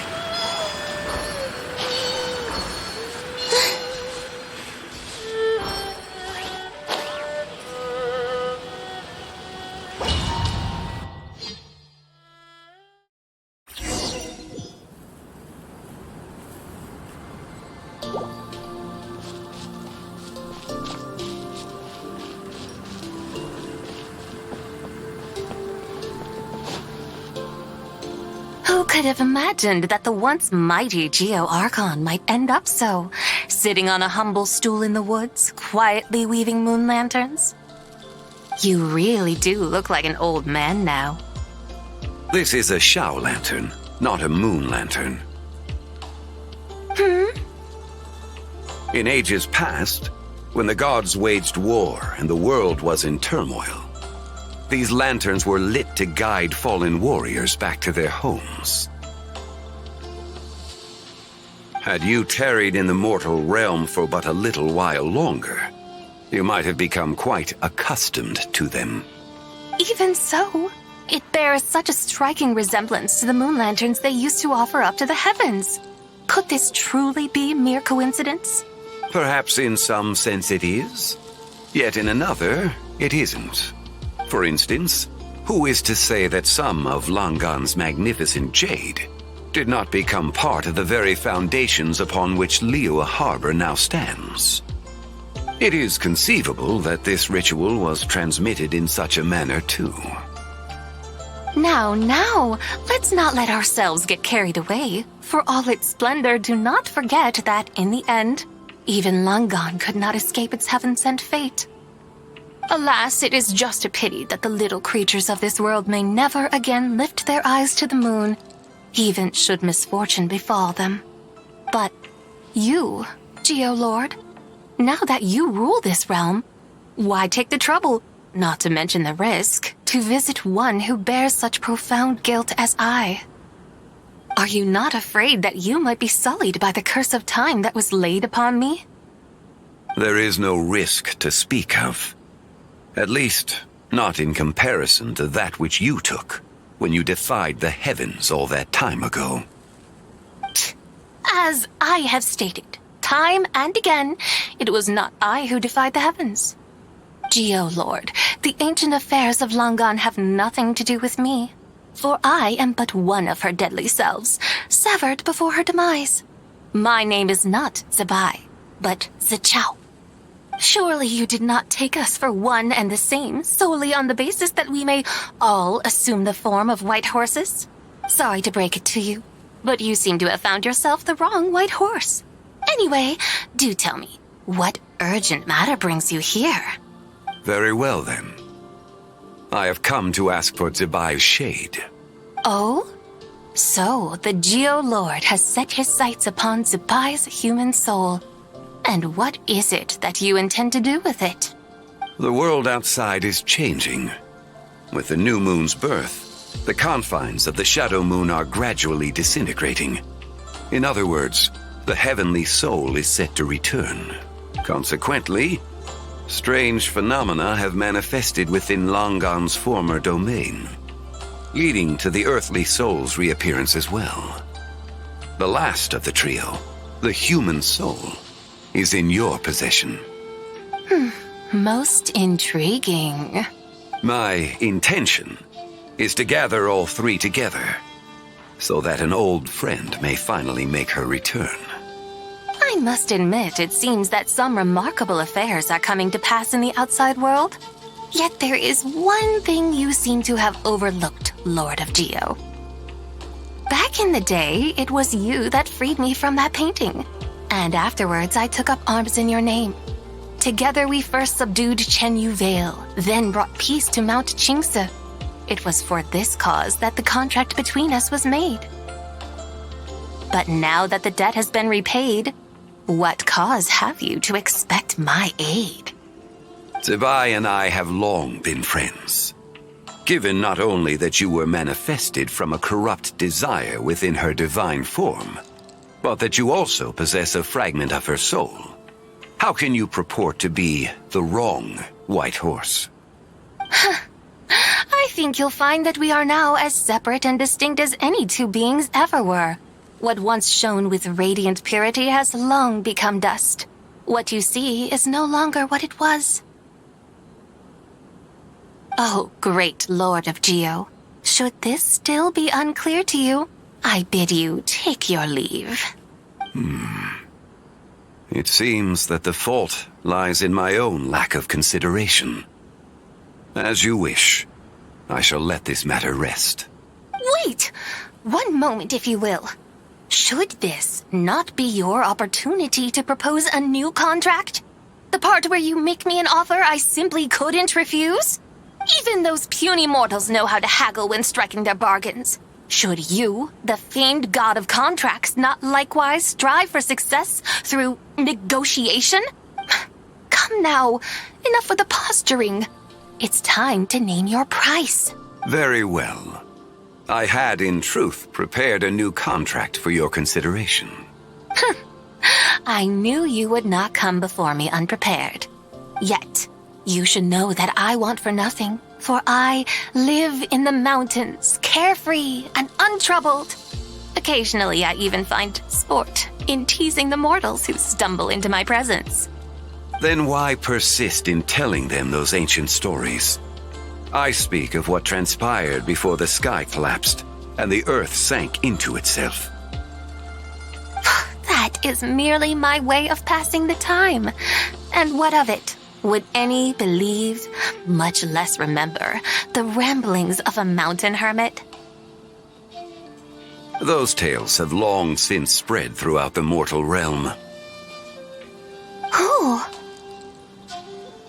Should my words prove insufficient, I invite you to see the world for yourself. To this end, I have found you a pair of trusty guides. The Lantern Rite is presently underway in Liyue, and should prove quite intriguing for you. So this, then, is the contract you have prepared for me? Indeed it is. Think of it as a contract for a one-day festive excursion. Surely you do not hope to offer this in exchange for Tsubai's shade.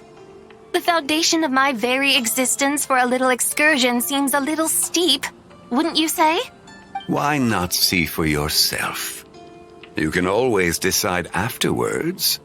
The final determination, of course, shall rest with you. Is that so? Then perhaps this deal might not be entirely off the table after all. Where then are these guides of which you speak? Hey, it's Zhongli! Oh, we've been looking for you everywhere. We thought you might have gone missing. You're here. So these are my guides. Well, well. They certainly look the part, I'll give you that. Guides? Oh, you poor innocent little creatures. The benevolent Lord of Geo has sold you to me, which means that for the rest of this day, you belong to me. Sold us to you? Just what have you gotten us into, Zhongli? The situation is not quite as dire as that would sound. I ask only that you accompany my Adeptus friend on a tour. I would suspect that depends on how well you entertain me. Entertain you? Let us start with this Liyue harbor of which I have heard so much. Nowhere is quite so fascinating as a place teeming with little mortals. How come this Adeptus sounds so different from what Paimon imagined? Okay, we'll take care of it. Get ready to find out why they call Paimon the best travel guide in all of Tibet.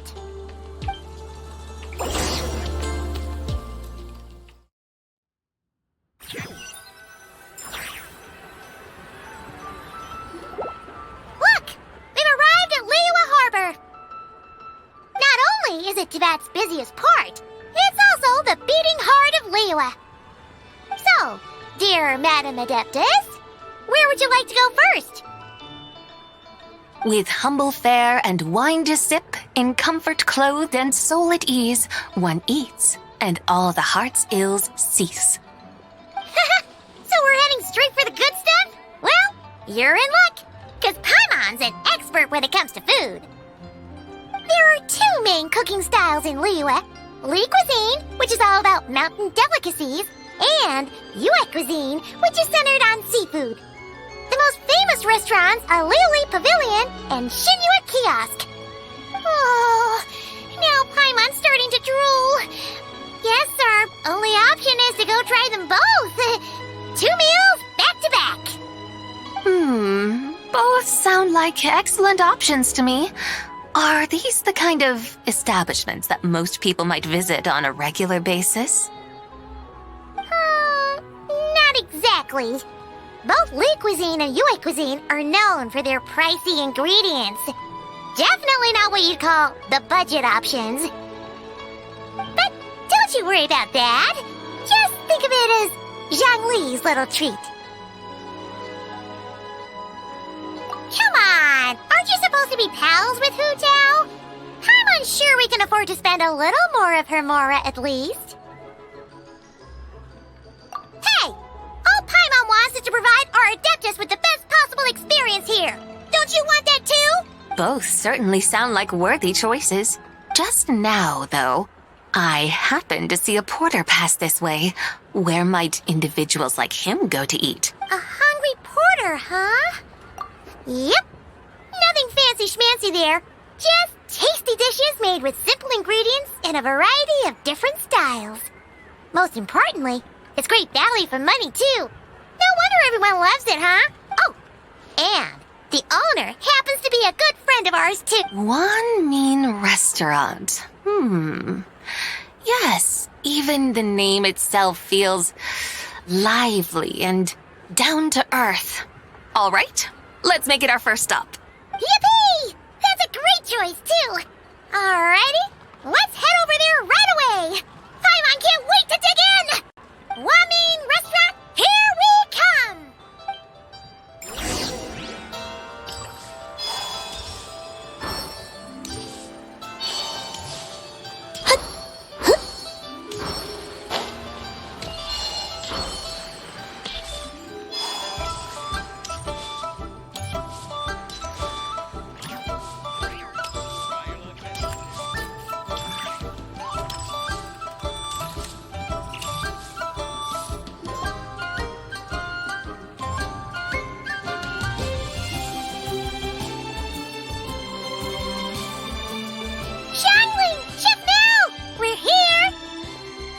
Oh, hello there.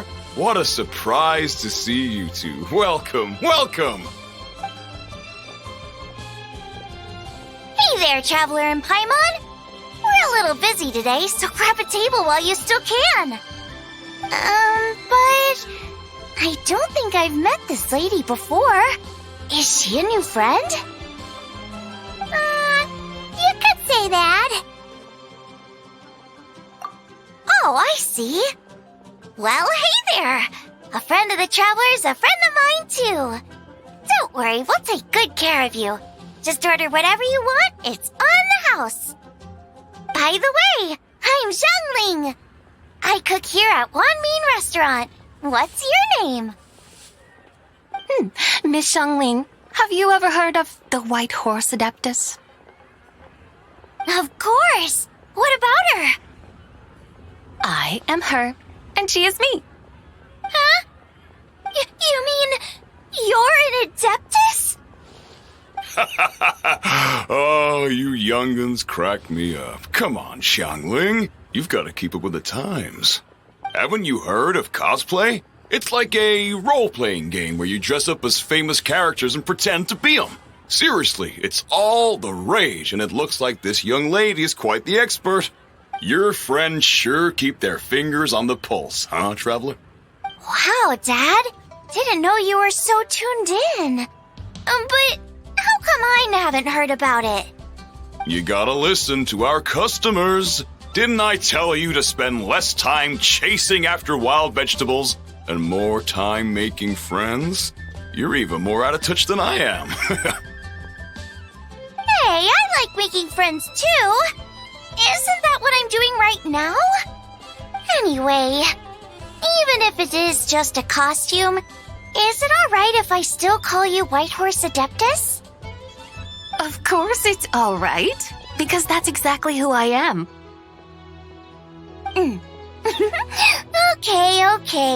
I can see you're really committed to the role. How about I call you the real White Horse Adeptus instead? Yeah, in that case, you can call Paimon the real Traveler. Yeah, right. You could have at least switched outfits. Puny mortals. Nevertheless, I suppose it might be amusing to indulge in your little charade for a while at least. All right, go grab yourselves a table. I'll come take your order in a bit. Cheap and tasty chop suey!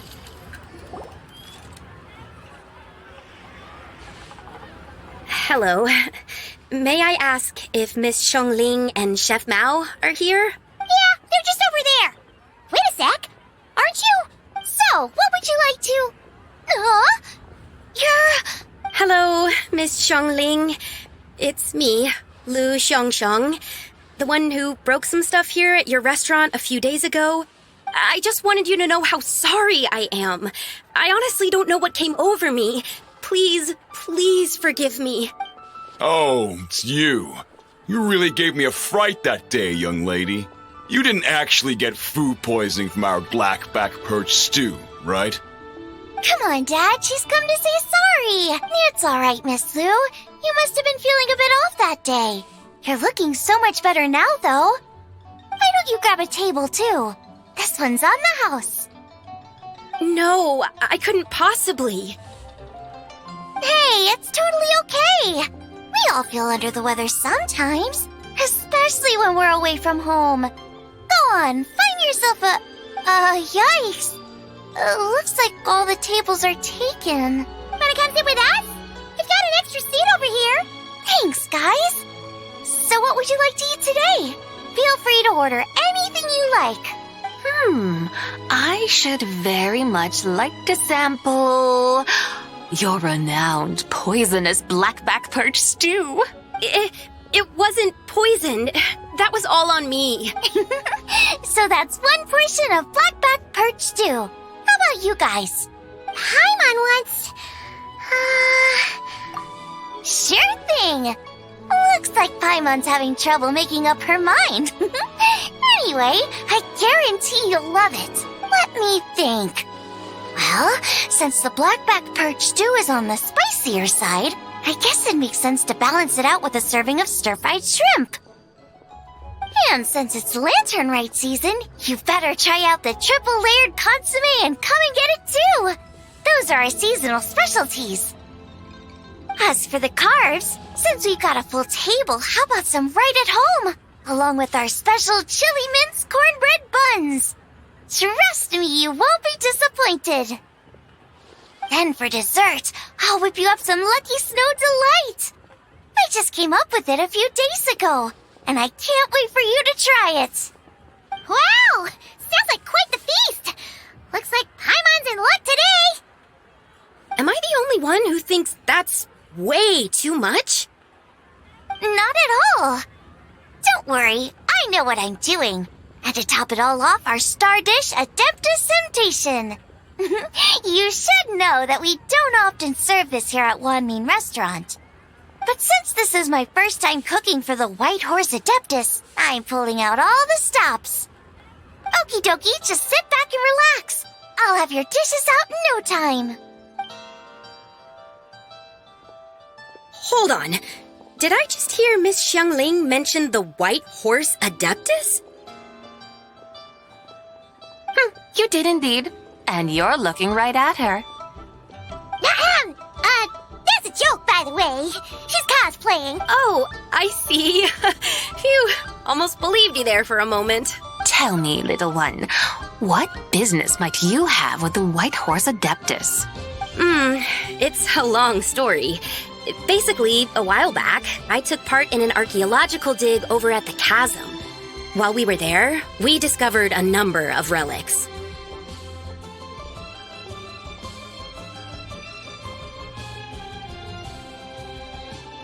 Our findings show that they date back to the era of Long Gone, an ancient nation whose people are said to have been the ancestors of some of the modern-day inhabitants of Chenyu Vale. And why might such matters concern the White Horse Adeptus? Because some of those relics not only seem to contain textual references to her, but even depictions of what she looked like. There have long been legends claiming that the White Horse Adeptus was a deity of that era, but there are plenty of other theories out there too. If I could just locate some more detailed records, I'm sure we'd be able to find out so much more. So you're into history? Well, to tell you the truth, I actually joined the archaeological team by sheer accident. But once I'd started down this path, I knew that I wanted to make something of myself. Recently, though, things seem to have taken a turn for the worse.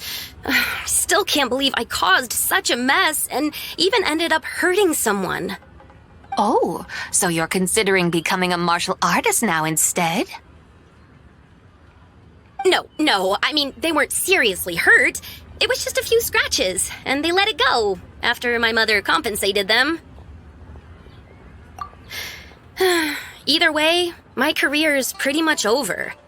And even though both the victim and the Ministry of Civil Affairs say they won't be pursuing the matter any further, my father says he's going to punish me according to our family rules.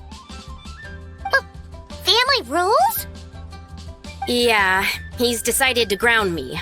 I'll have to return to Chaoying Village after Lantern Rite, and goodness knows when I'll be allowed to leave again. Wow, that's harsh. Sounds like the kind of thing only rich, super traditional parents would do. We're not exactly rich, though. All we own are a few tea fields in Chaoying Village and a guest house in Liyue Harbor. A guest house? It isn't Baiju Guest House by any chance? Yep, he's my grandfather. So you've heard of the guest house before? Small world, huh? Come to think of it, didn't Boss Lo mention something about hoping that the White Horse Adeptus would show up and let her divine power be known? Sure, but Paimon's guessing this wasn't exactly what he had in mind. Little one, it sounds to me that your family is rather well off after all. What then drew you to archaeology? Why subject yourself to such unnecessary hardships? Even if I stayed at home, there's no guarantee I'd lead a nice, easy life. just look at my father. Recently, my grandfather put him in charge of the guest house, and he came up with a bunch of ideas right away, starting with changing its name. That didn't turn out well, though. My grandfather yelled at him for days, even calling him a bad son, and they still haven't let it go. Oh! Paimon thinks we might have heard about that too. Long story short, being dependent on others is never fun. You just end up being completely under their thumb. That's why I want to make it on my own out here, no matter how hard it is. After all, as the saying goes, to rise above others, one must endure the hardest of hardships.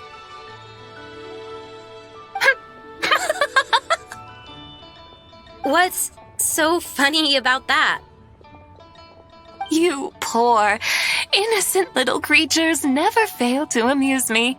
To think you would endure all manner of hardships in your brief time on this mortal plane, and all that merely to rise above others.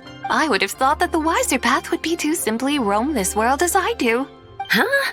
Tell me, what is it that you truly delight in? Archaeology? Martial arts? Tea planting? Or perhaps the keeping of a guest house? What I delight in? Yes! Surely there must be something you don't find quite so exhausting. Whatever delights you should not feel like a burden. But do things like that really exist? Of course! Take Miss Xiangling, for instance. I defy you to detect even a hint of hardship on her face when she wields her walking spatula. So, since it seems you are resolved to tread the rocky path, you should strive with all your might to pursue that which brings you delight. You mean, like cosplay? I suppose you might say that. Looks like the White Horse Adeptus is really getting into her role. I think I get what you mean then. Maybe I should have a chat with Miss Xiangling before I head home. Okay, everyone. Sorry to keep you waiting. Here's your food. Wow. It all smells so good. Oh, finally! I get to try that famous poisonous stew. Hey! Didn't you hear what Shang said? It wasn't the stew. If anyone's to blame, it's that other you. What's up? How fiercely this mortal fare burns upon the tongue!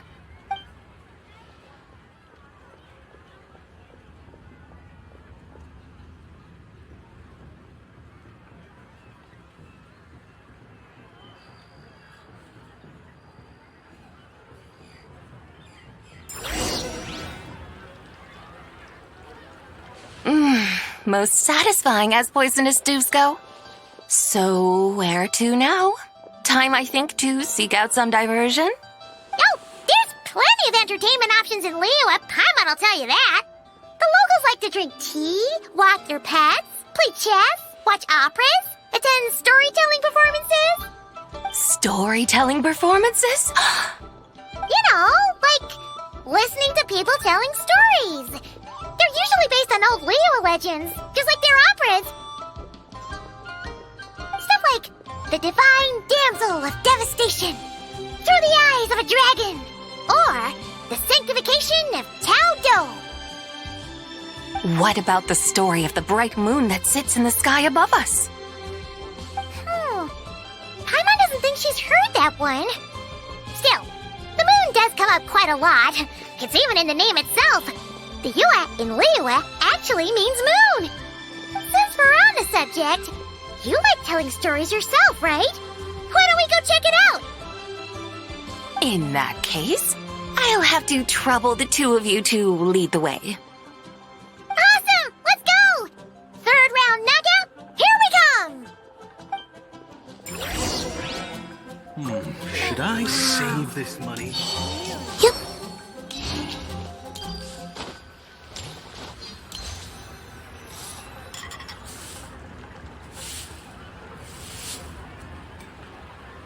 What a tongue twister! I'd have made a complete fool of myself if I tried to say it on stage without practicing it first. Huh! Call yourself Iron Tongue, Tien. wobbly-tongued Tien, more like. I used to have that problem a lot. But if you just take your time to grasp the meaning and commit it to memory, you'll be able to say it smoothly in no time. You're right, Miss Yoon. I'll give it another try. Hey, Yunjin! Fancy seeing you here! What are you two talking about? Ah, Traveler and Paimon, we meet again. And who, may I ask, is this? You may call me the White Horse Adeptus. The White Horse Adeptus? She's not really an Adeptus. I see. Well, it certainly looks like a lot of fun. Oh, funny you mention it. This type of thing is actually something I'm quite familiar with. Once, to perform Through the Eyes of a Dragon, I decided to imagine that I was Rex Lapis himself. It was the only way to truly inhabit his mindset and understand his resolve to quell those demons. Sounds like you just wanted an excuse to feel all big and powerful. Hey, that's... You just don't understand how inspiration works. You're one to talk. Paimon's traveled all over with the Traveler, and she's seen things that would make your jaw drop. All right, then. Since you claim to be so knowledgeable, why don't you prove it by reciting an ancient poem? An ancient poem? Which one? Ha! See? You mean to tell me you've never even heard of the ancient poem called An Ancient Poem? What kind of a title is that? Quit teasing, Paimon. We only just found out about that ourselves. He's talking about the writing on those ancient relics. When we first saw it, we couldn't figure out what it all meant. So in the meantime, we decided to just refer to it as an ancient poem. However, thanks to the painstaking work of the scholars who were tasked with decoding it, it seems like that's exactly what it was. Or rather, an ode offered in veneration of the moon and the White Horse Adeptus. Oh, yeah! Didn't Kuching mention that before? It's got something to do with Longon, right? That is correct.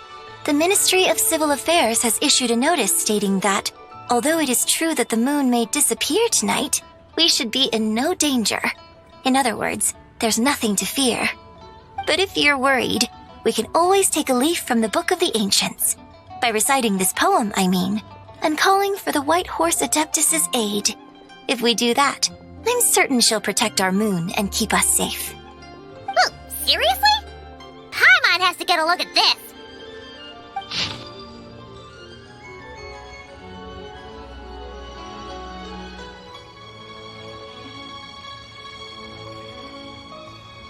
Under moon eternal, in radiant night, a maiden grants silk, soft and light?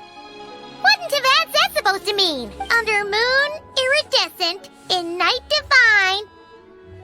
Blah blah blah, something cloth so fine. Something about fields being plowed, something else about seeds being sown from the earth. Seriously?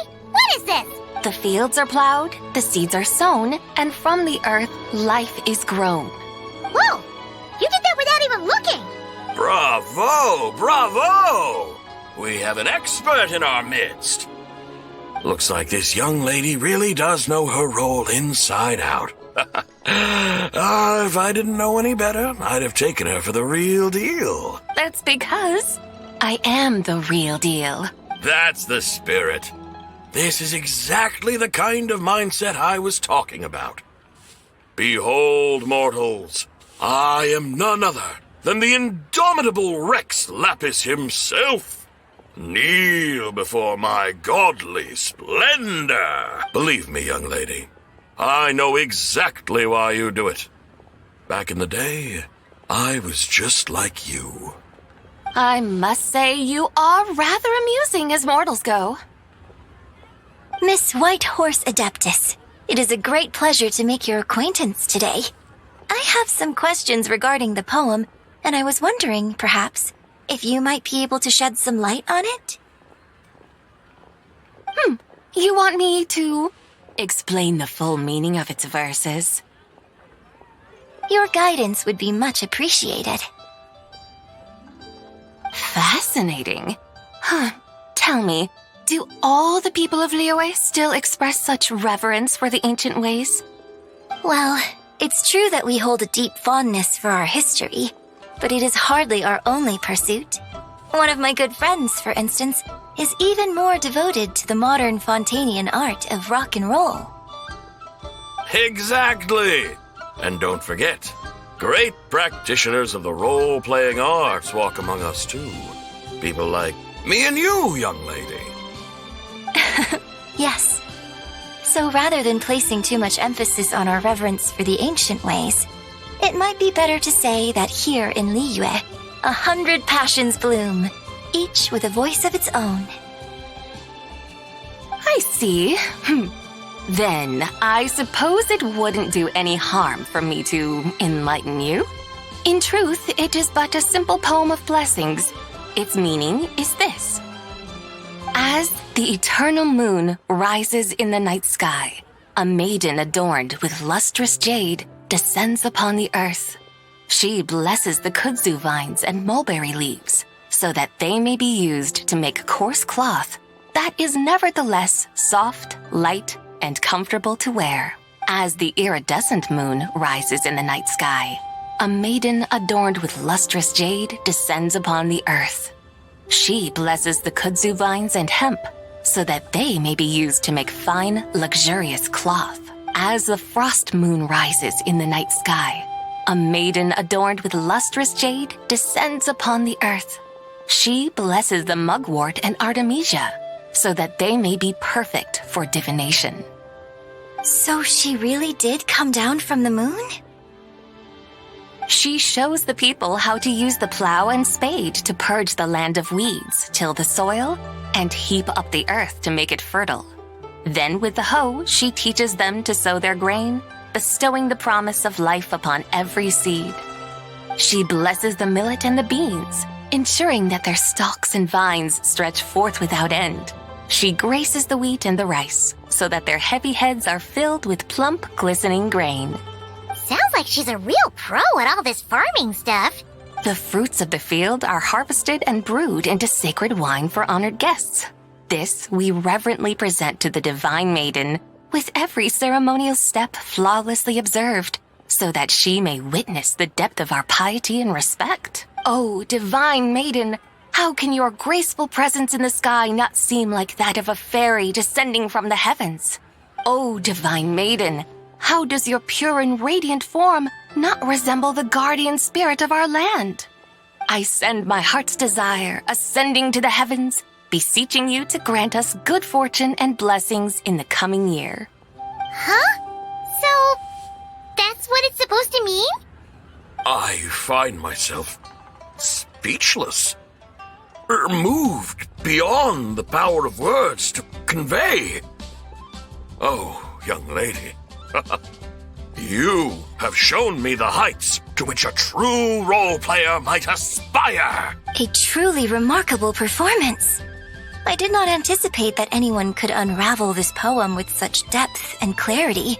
And so soon after the Ministry of Civil Affairs noticed, too. I'd even begun to consider myself somewhat versed in the matter. But as they say, there's always someone more knowledgeable out there. Allow me to extend my thanks to you, Miss Whitehorse Adeptus. You are far too humble, young one. I must confess, it is I who have been surprised, not only by you, but also by this Liyue harbor of the present day. Ah, so you're not from Liyue. And what, may I ask, has surprised you about it? Oh, it's nothing really. Just some old memories scattered here and there.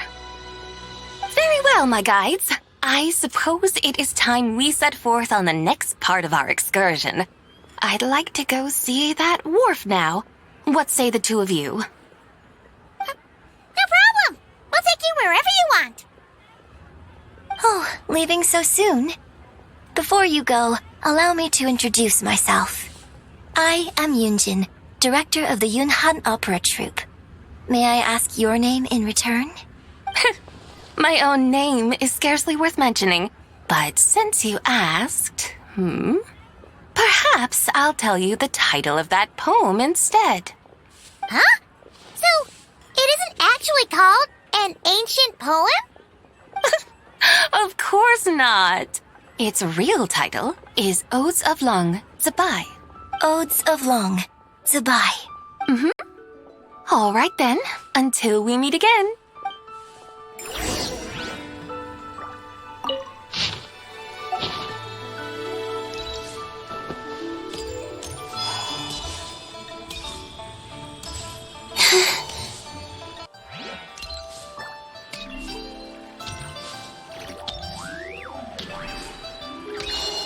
The key here is consumer psychology. So much stuff.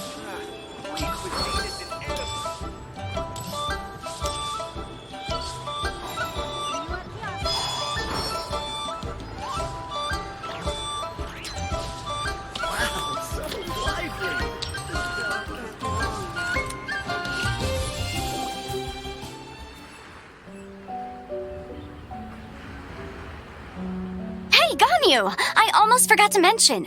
On my recent trip to Notcry, I came across something really fascinating in the Frost Moon Scion's library. I found records in their collection of another divine envoy living on the moon. A divine envoy on the moon? You don't think it could have been referring to the White Horse Adeptus too, do you? No way to say for sure. Still, the similarities between our legends are intriguing, to say the least. Isn't it amazing? Especially when you consider how far apart we are. It truly is. We might live in different lands, but when we look up at the night sky, we all see the same moon and stars. Right? It's like we're all bound together, no matter where we are. When you think of it like that, it's almost as if our friends from other nations will be right here celebrating with us. Isn't that a wonderful thought? No wonder you were so excited to go see the giant lantern when you first got back. Sounds like you're a real fan of the White Horse Adeptus, huh? I guess you could say that. Just a pity she's so elusive. Even Granny's never met her, you know? Maybe she really is just a legend after all. Hey, Yanfei and Ganyu! Trust Paimon. The White Horse Adeptus is as real can be. Huh? Oh, look! It's the Traveler and Paimon! Feels like I haven't seen you two in, forever. Happy Lantern Rite. It's so good to see you again. Hey, you two. Happy Lantern Rite. Did I hear you right just now, Paimon? Does that mean you've actually seen the White Horse Adeptus? She has indeed. And now, so have you. And you are? Why, who else? The White Horse Adeptus, of course. Could you maybe start with something else next time? You're the White Horse Adeptus? That's right. Allow Paimon to introduce you to our new friend, Zichao. She's been low-key obsessed with cosplaying the White Horse Adeptus ever since we met her. I see. Well then, greetings, Miss Zichao. My name is Yanfei, and recently I've been low-key obsessed with learning everything I can about the White Horse Adeptus. I'm sure the two of you will get along like a house on fire. Oh, and by the way, I'm Ganyu. So, Miss Zichao, you must be here to see the giant lantern too, right? A horse-shaped Zhao lantern? Is that what I think it is? That's right. A lantern made to honor the White Horse Adeptus herself. Isn't it gorgeous? Huh? What are you laughing at? Both the lantern and myself. What do you mean? Oh, this lantern truly is an artistic masterpiece. But tell me this. Have any of you ever seen a horse before? Come to think of it, Paimon can't remember ever actually seeing one herself. What about you, Traveler? Oh, this horse appears to be mid-trot, but it has adopted what is called a lateral gait, where the legs on one side of the body move together in unison. A rather rare sight indeed. Just now, I suddenly pictured myself, the White Horse Adeptus, running the same way. The image was so absurd, I could barely contain my mirth. Oh, really? I never knew that. You learn something every day, huh? Oh, come on! It's basically a giant piece of fan art! Who cares if it's different than the original? I was merely laughing at my own ignorance. I came here thinking that the White Horse Adeptus' tale had been long forgotten. Yet here I am, gazing upon a lantern made in her honor. Well, you couldn't have been more mistaken. There are so many tales about the White Horse Adeptus, I'm starting to lose count. Just off the top of my head. Just so you know, Yanfei, we've heard it all like a million times before. Uh-huh. But there's one thing I can guarantee that you haven't. Huh? You mean like a new chapter of her stories come to light? Mm-hmm. And I heard it from Ganyu just yesterday. Hey, why don't you share it with the others? Sure, no problem. Where to begin? Do you guys still remember what Liyue's Moon Chase Festival is about? Of course! It's a festival held in honor of the Stove God. That's right. But it took a really long time for the Stove God Festival to become what it is today. In its earliest form, it was actually an adeptal ritual known as the Moon Chase Rite. Paimon remembers Madame Ping mentioning that before, but she never explained exactly what it was. According to Cloud Retainer, the Moon Chase Rite was originally a ritual meant for communicating with the moon. Communicating with the moon? But for what purpose? At first, Cloud Retainer wasn't entirely sure either, as it was always Rex Lapis who performed the ritual. Whoa! Rex Lapis did it himself? Must have been a really important ritual. That's right. Unfortunately, despite numerous attempts, they never actually received any response from the moon, which is why they eventually stopped performing it. But then, just yesterday, Kaching took a picture of the moon being obscured by a dark hole to Cloud Retainer and asked if it had anything to do with the Moon Chase Rite. The moment Cloud Retainer saw it, it suddenly dawned on her that the rite might have been an attempt to reach the White Horse Adeptus all along. Does that mean Zhang Li's been trying to bring back the White Horse Adeptus all this time? So how about that? Bet you never thought there might even be a link between the White Horse Adeptus and the Moon Chase Festival. If Kaching hadn't taken that picture to Cloud Retainer, we would never have known any of this. This is probably what Kaching was referring to that day when she mentioned there were some ideas she wanted to follow up on. So, Geo Archon, all this time, you've been striving to awaken her. Huh? What do you mean, awaken? Nothing. What I truly meant to say was, this new insight you've provided has been truly eye-opening. Oh, by the way, my trusty guides, I've been meaning to ask, where in Liyue Harbor might one enjoy an expansive scenic view? Huh?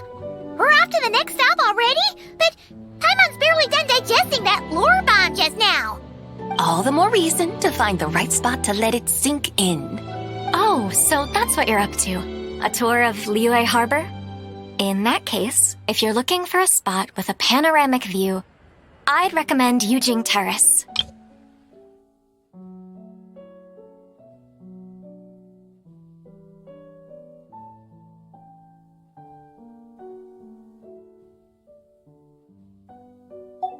That's a great idea. Since the terrace is on higher ground, the sea view from up there's so much better. Great! Well, the lantern rite's about to start, so we should get back to Granny's now. Hope to see you all at the festival. Oh, You're off too? All right then. See you both soon. See you soon.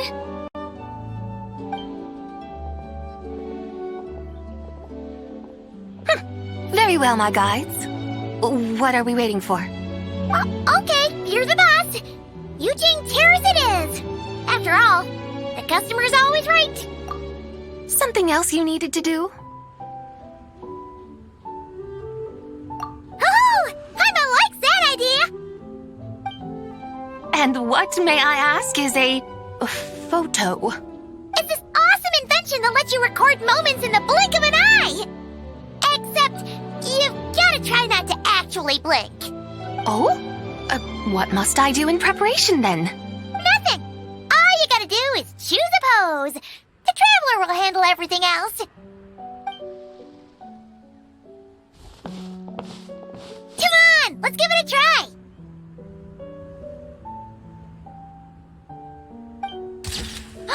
Look, we got a great picture. Paimon's gonna call it The White Horse Adeptus Meets the White Horse Adeptus in Liyue Harbor. Huh. They've even discovered a way to preserve moments in time. Now I truly am curious to witness what else these mortals might accomplish. Very well, let us proceed. Eugene Terrace lies in that direction, does it not? Hey, wait for us!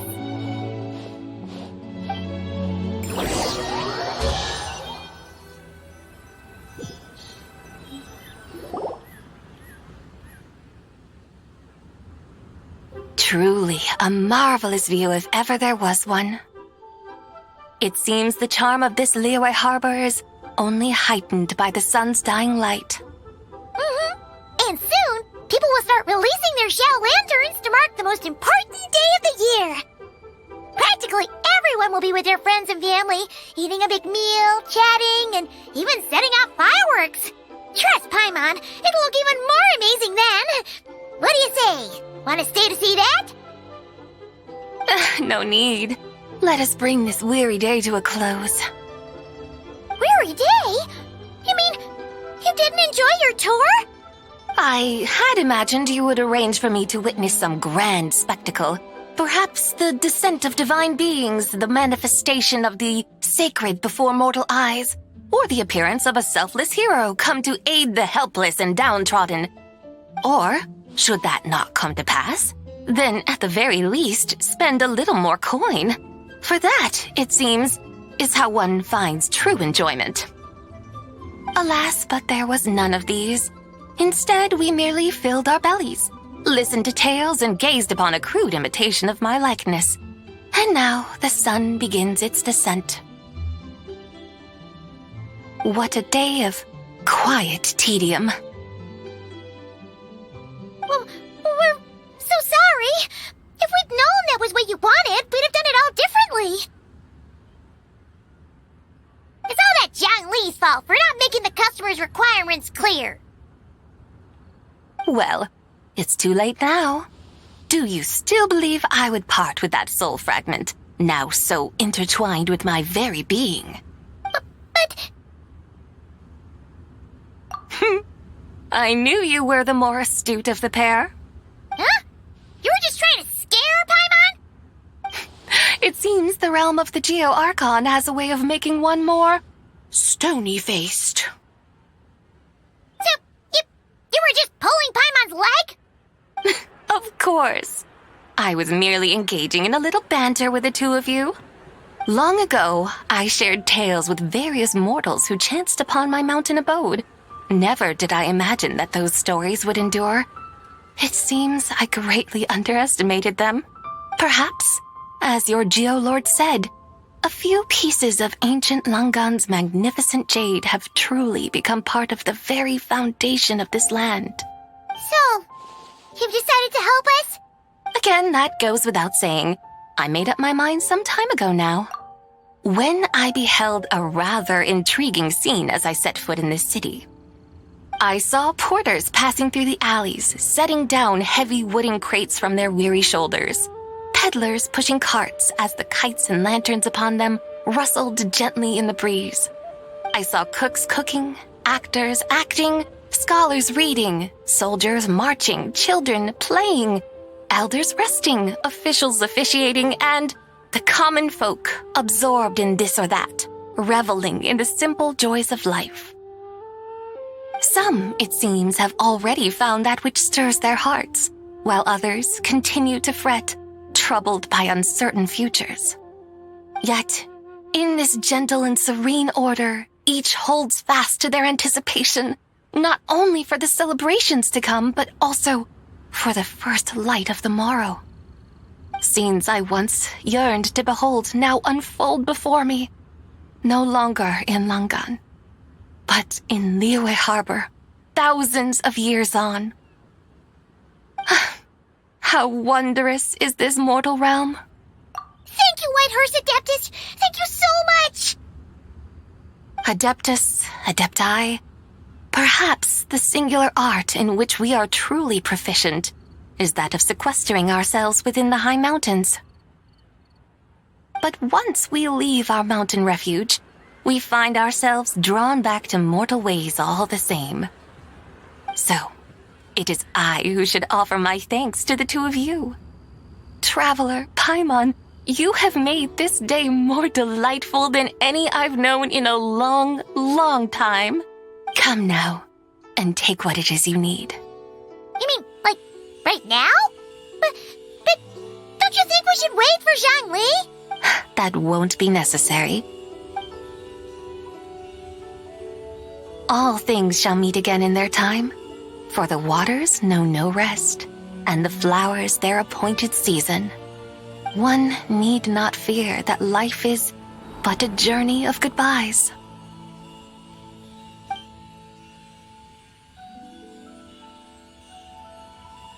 Is she gone?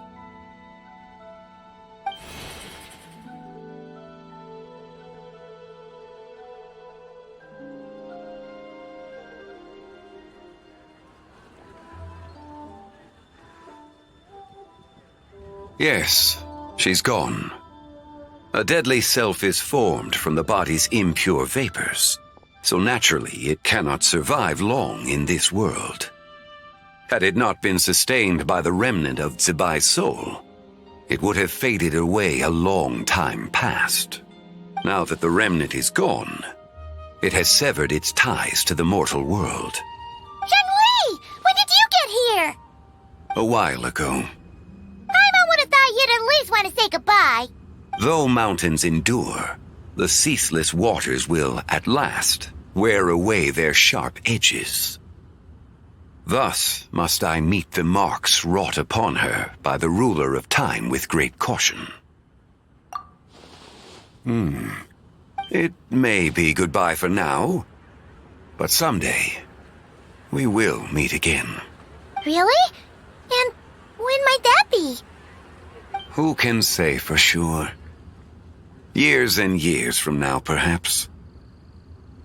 Or maybe tonight, at the Lantern Rite. Are you saying that if the Whitehorse Adeptus were to be resurrected, she'd still have the memories of the three deadly selves? That she'd still remember us? We will find out soon enough.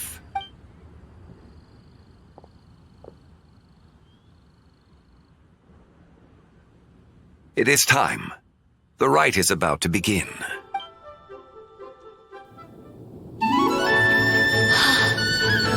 The rite is about to begin. Is the moon really gonna disappear? Got your lanterns ready, everyone? All set. Might be about time to put eyes to the sky. Wouldn't you say, Tianchuan? Look!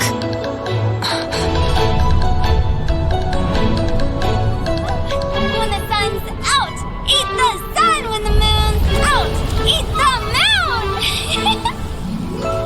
Whoa, is this a lunar eclipse? Under moon eternal, in radiant night, a maiden grants silk, soft and light.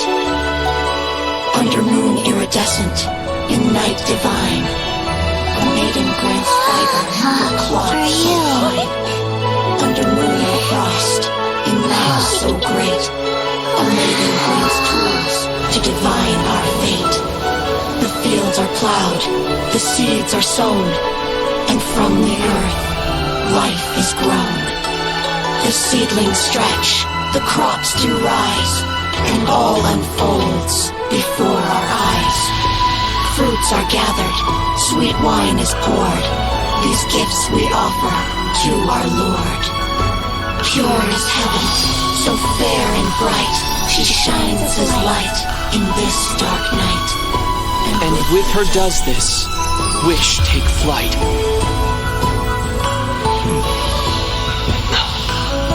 Devoted soul, scattered and unbound, let this lantern guide you home, by its light be found.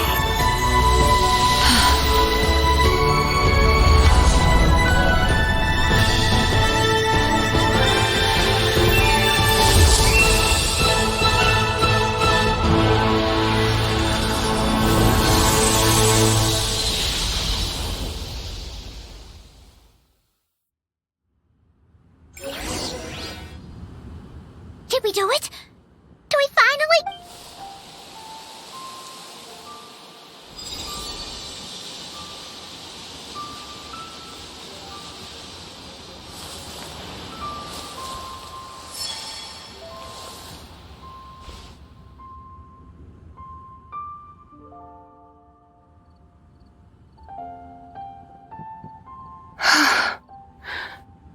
This place.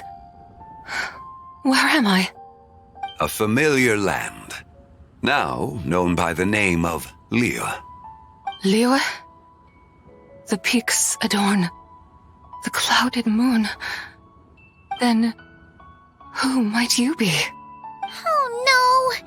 She seems to have lost all her memories after all. And those countless lights in the sky.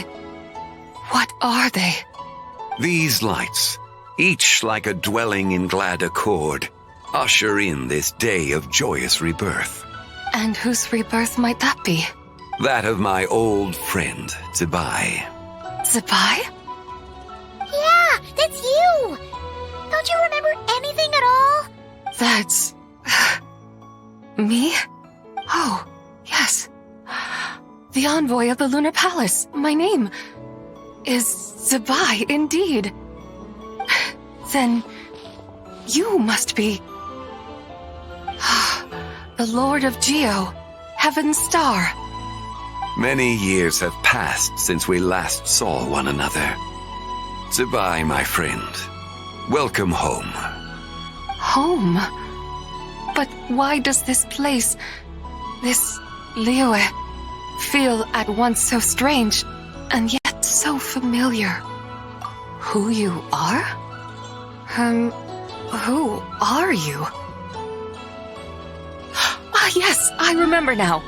You are that young Wushu dancer, the one who seeks disciples. How fares your quest for disciples? It must have yielded a truly prolific body of students by now, I trust. Hey, you've got it all wrong! You're talking about Gaming! But I could have sworn... Oh, that's right. You're that impudent blonde youngster who kept meddling in my affairs. And to think you even had the audacity to presume yourselves worthy of being... What was it again? Yes, of being my guides. How very wonderful to see you again, my most faithful and beloved guides. I trust all has been well in my absence? Well, she finally got it right. But that sudden mood swing felt even weirder. It's like her head's packed full of slimes. It is possible that her cells have not yet settled. After all, they've only just been brought back together. It may be some time before she fully recovers. Huh? You mean, kinda like she's still half asleep? That I cannot say for certain. Perhaps a few days. Perhaps a few years. A few years? Mortal years are but a poor measure when divine beings tread the realm of dreams. Well, if you say so. Anyway, at least she's whole again, right? That already seems like a pretty good outcome to Paimon. Yes, There is little cause for worry. We need only wait and let time take its course. Say, what are those little creatures over there up to? Celebrating Lantern Rite, of course.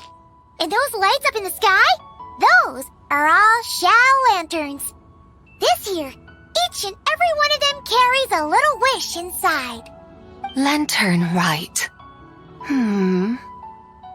Then, may I join in too? Of course! Why else do you think we've been running around like headless chickens these past few days? Tell you what, Traveler, why don't we take the White Horse Adeptus out to celebrate? Who knows? Maybe seeing some familiar faces might help her find her feet? Hey, Zhangli! You've got some time on your hands now, right? Why don't you come along with us? By no means a bad idea, Paimon. Oh, and Sabai, before Paimon forgets, when we meet the others later, remember to wish them a happy Lantern Rite. Happy, Lantern Rite? Happy Lantern Rite! Yes, Happy Lantern Rite indeed. Well then, let's go!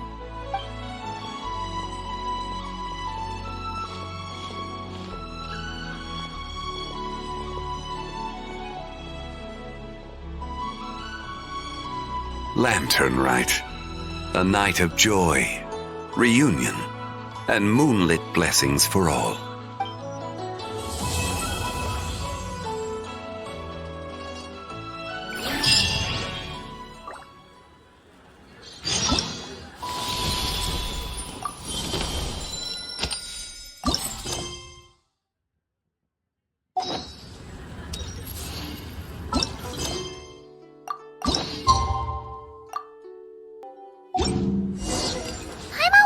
How the White Horse Adeptus is getting along. Maybe we should check in on her? We could ask Zhangli where she is.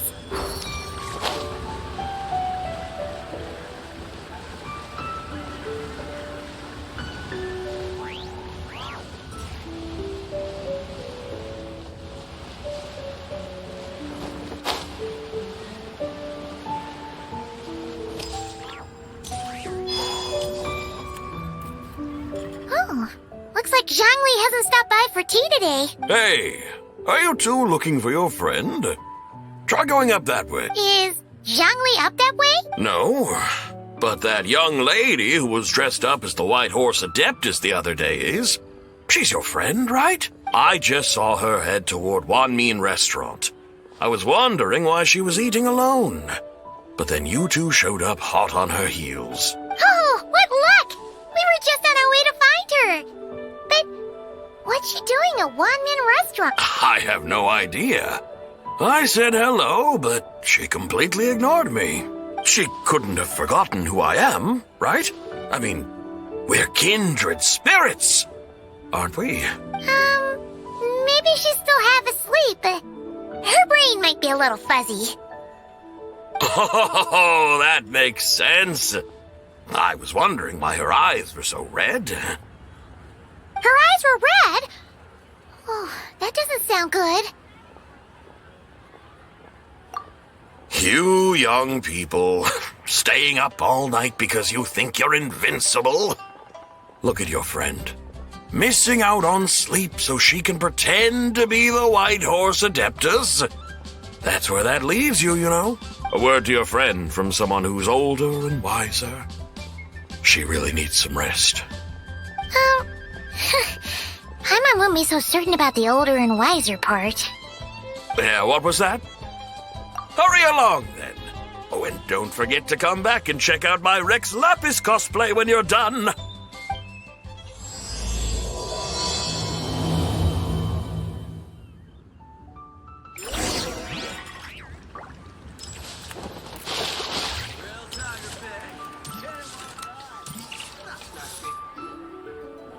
Where's the proprietor? Come out and see me at once! Xiangling and Chef Mao aren't here right now. What can I help you with? And who might you be?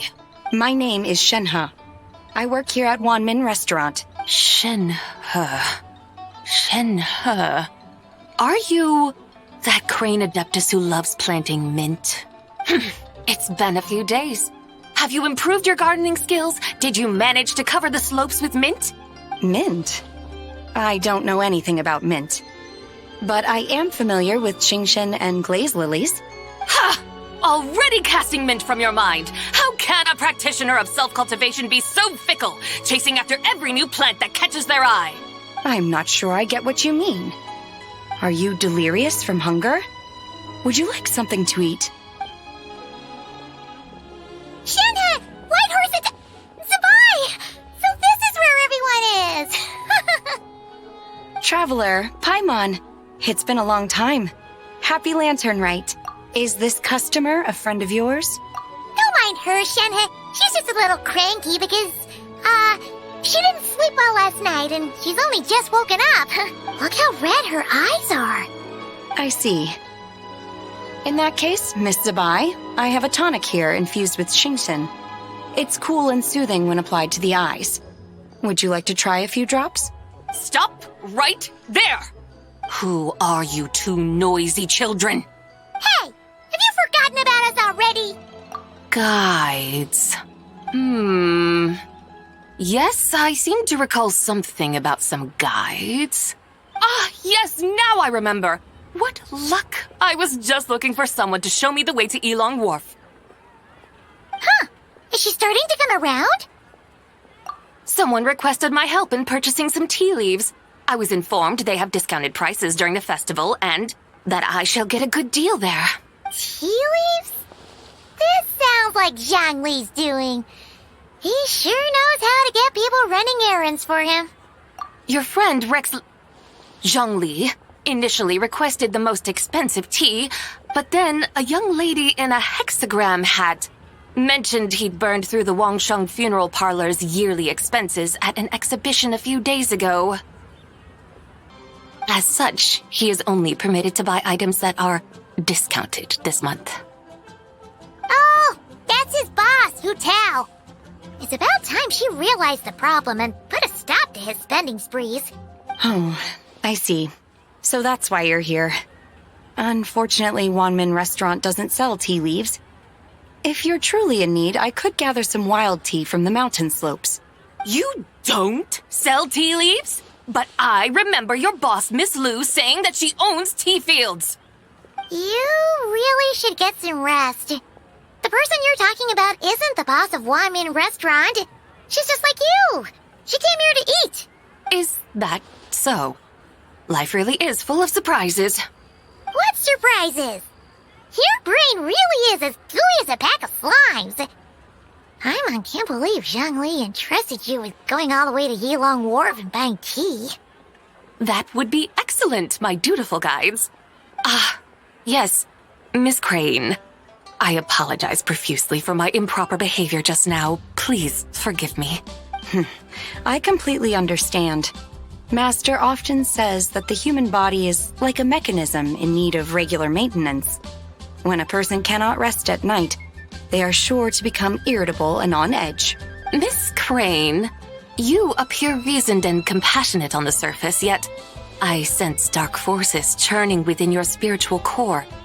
Those red ropes you wear are what bind them, am I correct? Oh, you can sense that? Indeed. I also sense that with your strength, you might try undoing one or two of those bonds when training. Untie Shenhe's ropes? Wouldn't that be risky?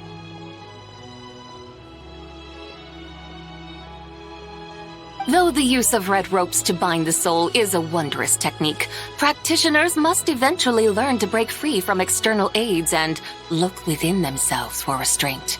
Master has told me similar things, but I am not ready yet. Your self-cultivation has progressed far enough. Then I will seek further guidance from my master. If you still have doubts, you can find me at the Baiju Guest House. I'll be taking up residence there for a while. For now, my dutiful guides, let us be off.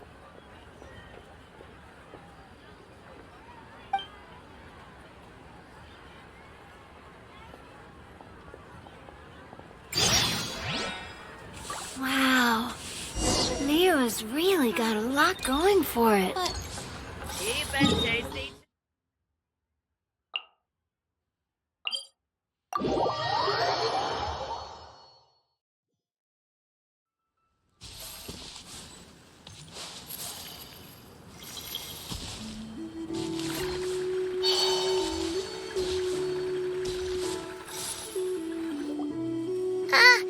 Aren't we going to Yilong Wharf? How do we end up on this mountain? Is that small town over there not Elong Wharf? I sense a familiar scent wafting through the air. You're right! Except for the smell part. Paimon doesn't smell anything. That is because this scent is the essence of jade, which can nourish the spirit. Oh, yeah! Shenyu Vale does have a lot of jade, but Paimon didn't think jade smelled like, anything. Naturally, this has reminded me of something. Hmm? And what's that? A few simple tricks for mastering one's power.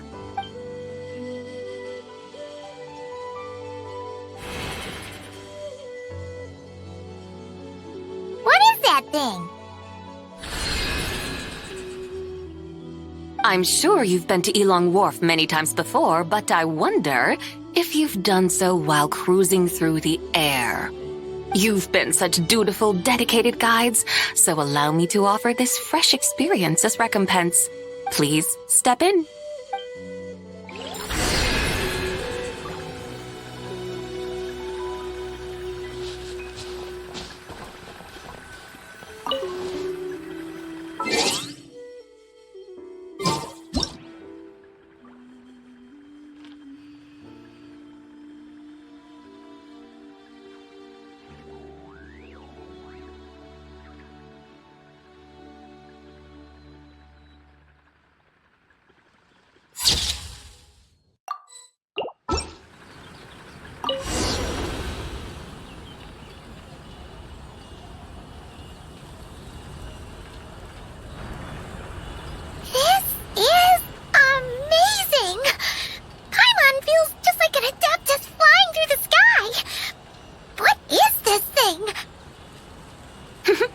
I created it from my memories of the chariot of the Lunar Palace.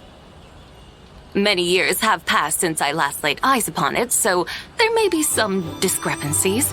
Nonetheless, it is functionally much the same. A lunar chariot? Wow!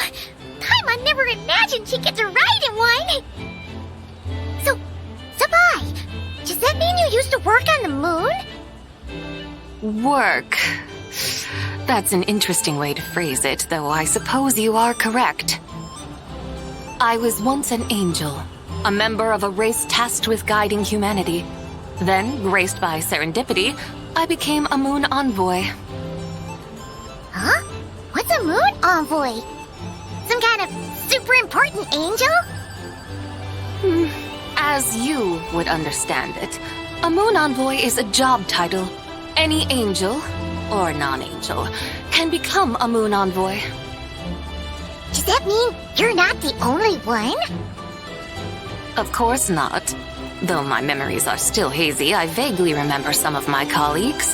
There was one who liked to take on the form of an ibis. An ibis? Could it be...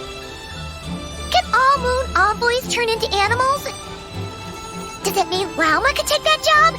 She can turn into a deer, and moon chanters are some sort of lunar envoy anyway, right? Moon chanter? I have no idea what those are. Oh, okay then.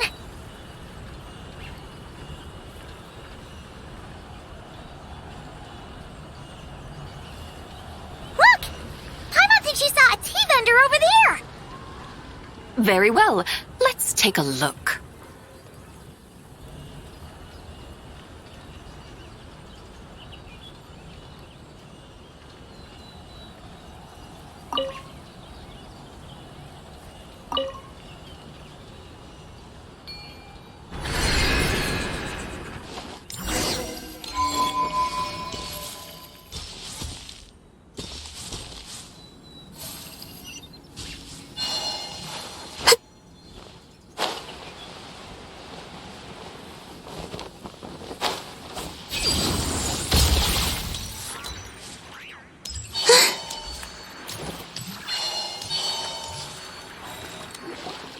Welcome. Please have a look around. We only sell teas of the finest quality sourced directly from Chaoying Village. Right now we're offering a special discount for Lantern Rite. Look over there! Discounted tea!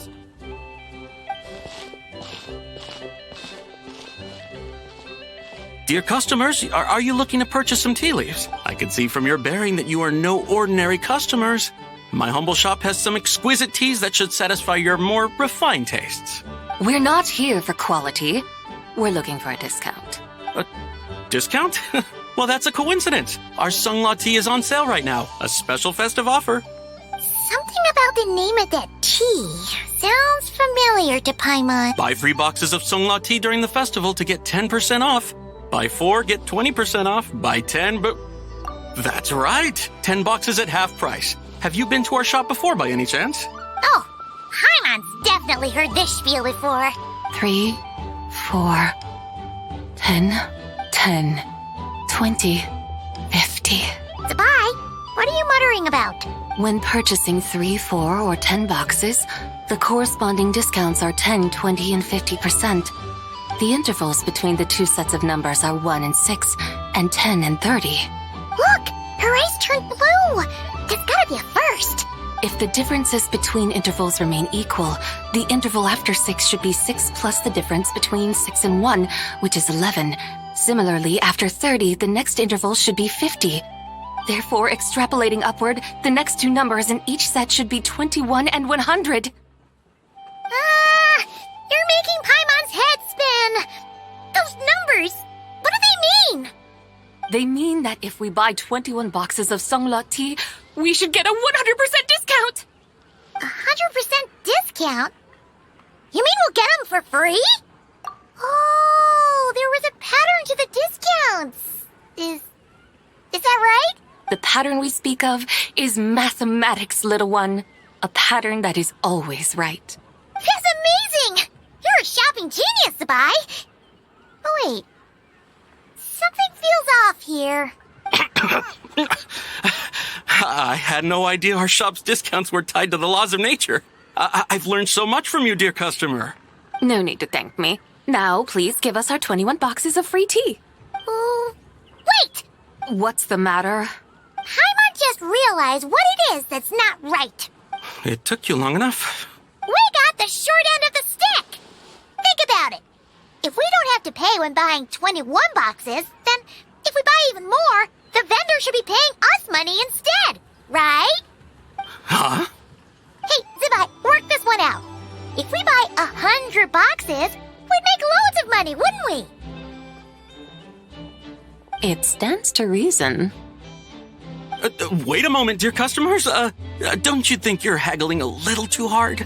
You are the one dictating the discounts. We're simply extrapolating the numerical patterns within. As such, we are hardly haggling. You have a point. However, that's right. I'm so sorry. I just remembered. My supplier didn't come today, so we don't have any tea after all. Such a shame. Terribly sorry about this. Awful luck. Where can we find your supplier? Well... Not to fret. We'll save you the effort and go straight to the source ourselves. Well, you see, dear client, the supplier's discount isn't as generous as ours. You won't be able to get the same price from them. Huh? Does that mean they won't pay us for taking their tea? They might not even offer you a 100% discount. How very unfortunate. Nevertheless, as the original supplier, they must offer some sort of discount. Besides, we're not looking to make money. We just want a good deal. Well, that's great. My suppliers are all tea farmers from Chaoying Village. You can go ask around the village, but please don't say I sent you. Do not worry. We appreciate your generosity. Referring customers to your business partners, even choosing to remain anonymous, the demeanor of a true gentleman indeed. Your business will surely prosper. I hope you're right. Then let us head to Chaoying Village. Do you know the way, my guides? Of course! Just follow us!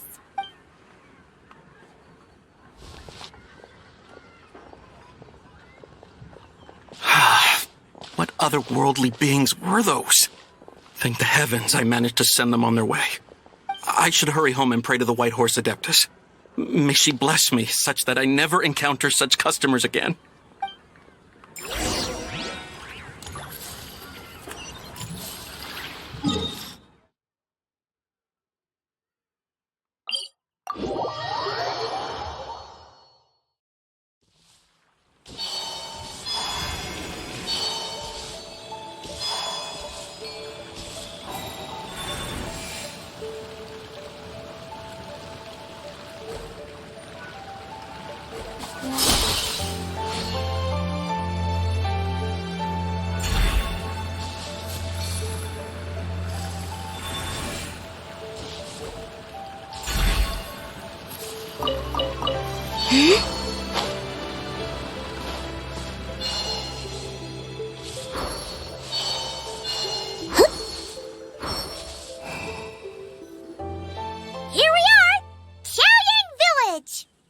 The mountains and waters are pristine. They embody the beauty of heaven and earth. It's a good-looking place, all right. But it's hard to enjoy the scenery when Paimon can't stop thinking about all that tea-buying Mora we're missing out on. Should fate dictate, Mora will find its way to you sooner or later. Well, Morax certainly finds us often enough. He even sought us out in person this lantern rite. For now, let's look around and see if any tea farmers are selling their crop. We'll be able to see more clearly from up high. Let's take to the sky and enjoy the beautiful scenery while we're at it.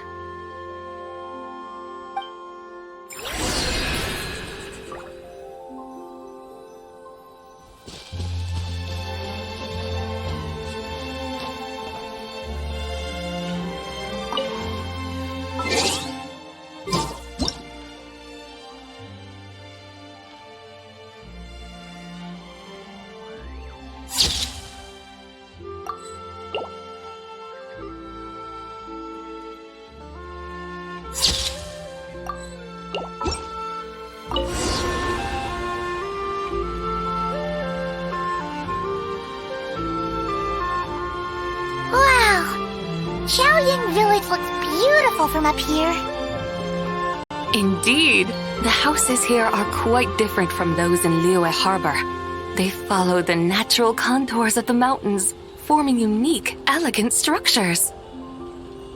Yeah, it's super beautiful. The white walls and dark tiles frame the emerald waves of the terraced fields, while the curved eaves and tall gateways juxtapose each other with grace. It's almost too beautiful to be true. The crowing of roosters and barking of dogs, the calls of farmers working the fields, a vibrant pastoral chorus overflowing with earthly vitality. Yeah, it's incredibly beautiful, huh? Have you studied the linguistic arts by some chance? Huh? Your vocabulary for beauty seems rather constrained. Paimon knows how to say pretty as well. I see. Now then, let's take a look around and see if we can find any farmers selling tea.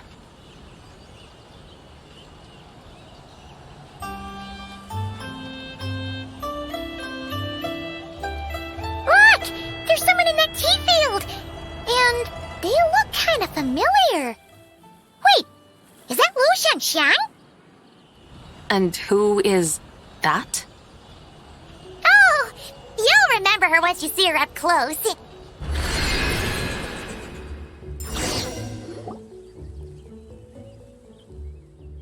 there, Lu Xiangxiang! It really is you! Huh? Paimon, Traveler, and the White Horse Adeptus. Fancy seeing you here. The White Horse Adeptus has a name now. You can call her Zabai. And you are... Wait. I remember now, you're... Don't say anything about food poisoning or fish. You're the young lady who wanted to rise above the rest, are you not?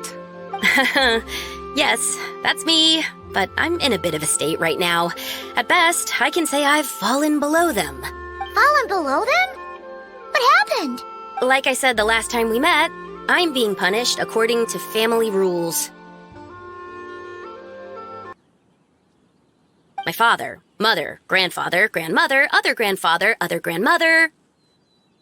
Oh, that's a lot of family members. Yeah, and on the night of Lantern Rite, they held a family meeting to discuss my situation. So, they do care about you. There's no doubt they care. But they think that since I caused all that trouble in Liyue Harbor, it shows I can't be trusted on my own. They decided to ground me. Ground you? Yeah, though they're not confining me to my room. Instead, I have to personally nurture a tea seedling until it grows big enough to be sold at market.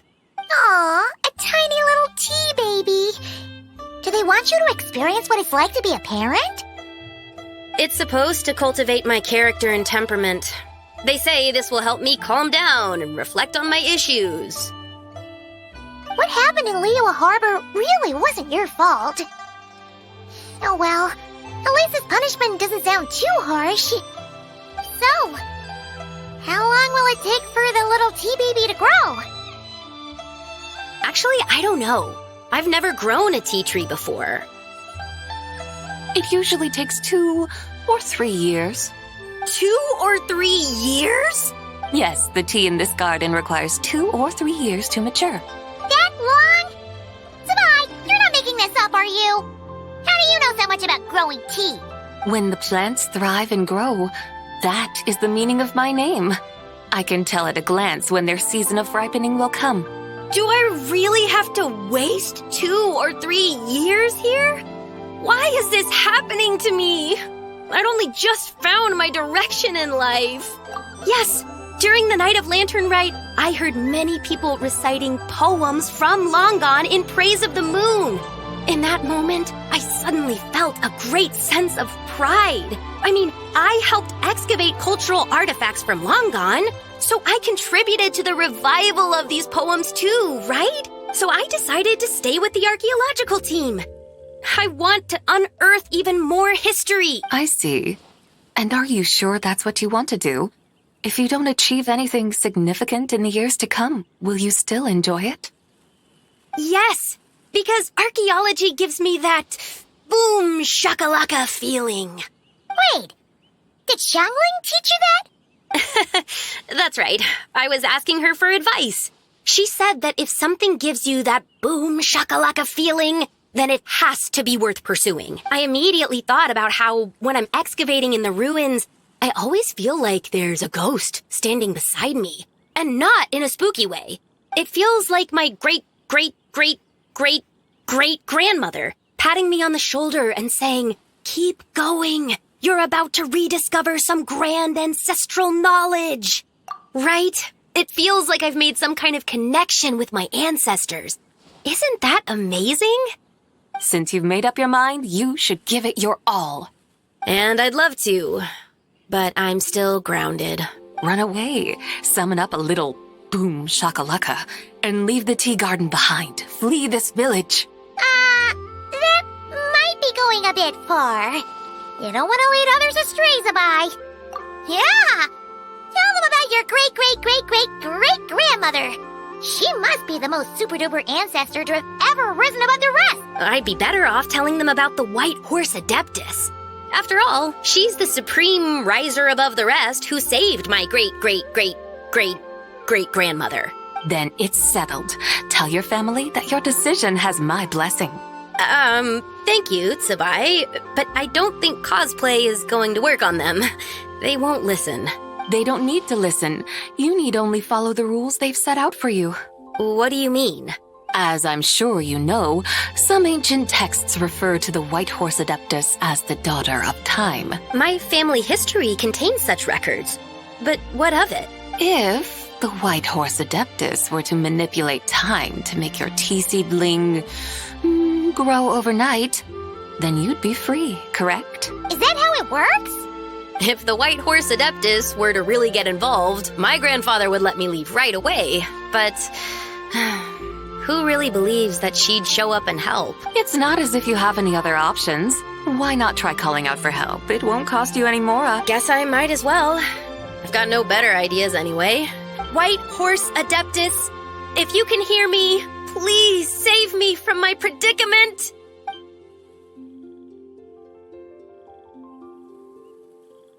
Ugh. Nothing happened, as expected. Perhaps the White Horse Adeptus has already heard your prayer. Why not come back here tomorrow and take a look? By then, the seedling you planted may well have grown into a thriving tea tree. Thank you, Tsabai, for trying to comfort me. I do feel better now, kinda. But can't you really do something like that? Oh, it's getting late. Why don't you all stay at my house tonight? My family may be strict with me, but they're always welcoming to guests. That sounds great! Let's get some sleep and then come back here tomorrow to see if our tea baby has grown.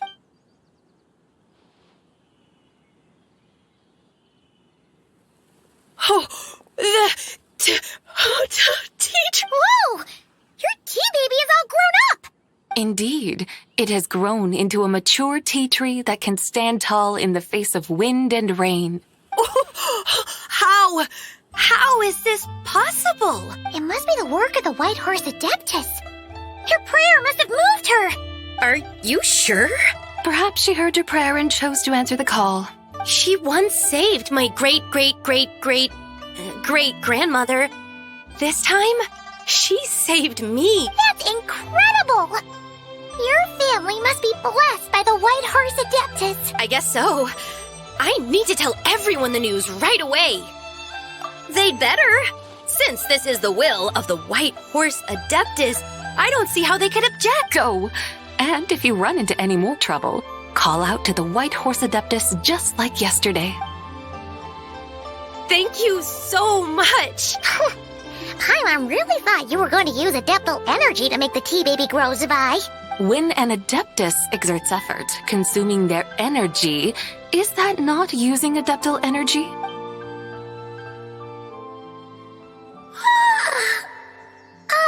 All right. What are we doing out here in the middle of the night? We're here to help Lu Xiangxiang fulfill her wish, of course. Can you really make the tea baby grow? It won't be easy, but there are ways.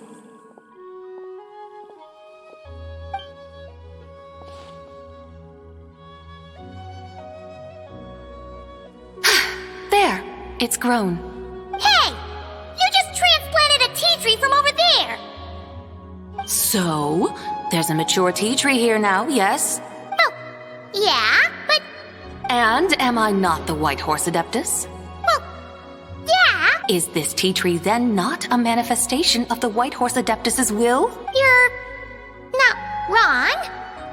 But again, there's something not quite right about this. Maybe this will become another mystical Adepti tale recorded in their family history. That would be marvelous. Paimon thinks so too. Hey, Traveler! Sabai seems to be doing much better now, don't you think? Oh! Paimon bets that's why Zhangli chose to send her on this errand. That's a great idea! We've already shown her Liyue Harbor, Yulong Wharf, and Xiaoying Village. How about we head to Qingce Village next? Qingce? That name sounds familiar. The scenery there is really beautiful. Pretty, too. It's the perfect sightseeing spot. How about we show you around? I must say, I have been mightily impressed by the mountains and waters of Liyue. Please lead the way, my dutiful guides. All right, let's go!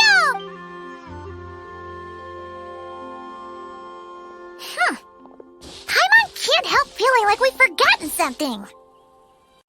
Pay it no mind. I've already forgotten more than you will ever know. All right. If we forgot something, it can't have been that important to begin with. Qingce Village, here we come!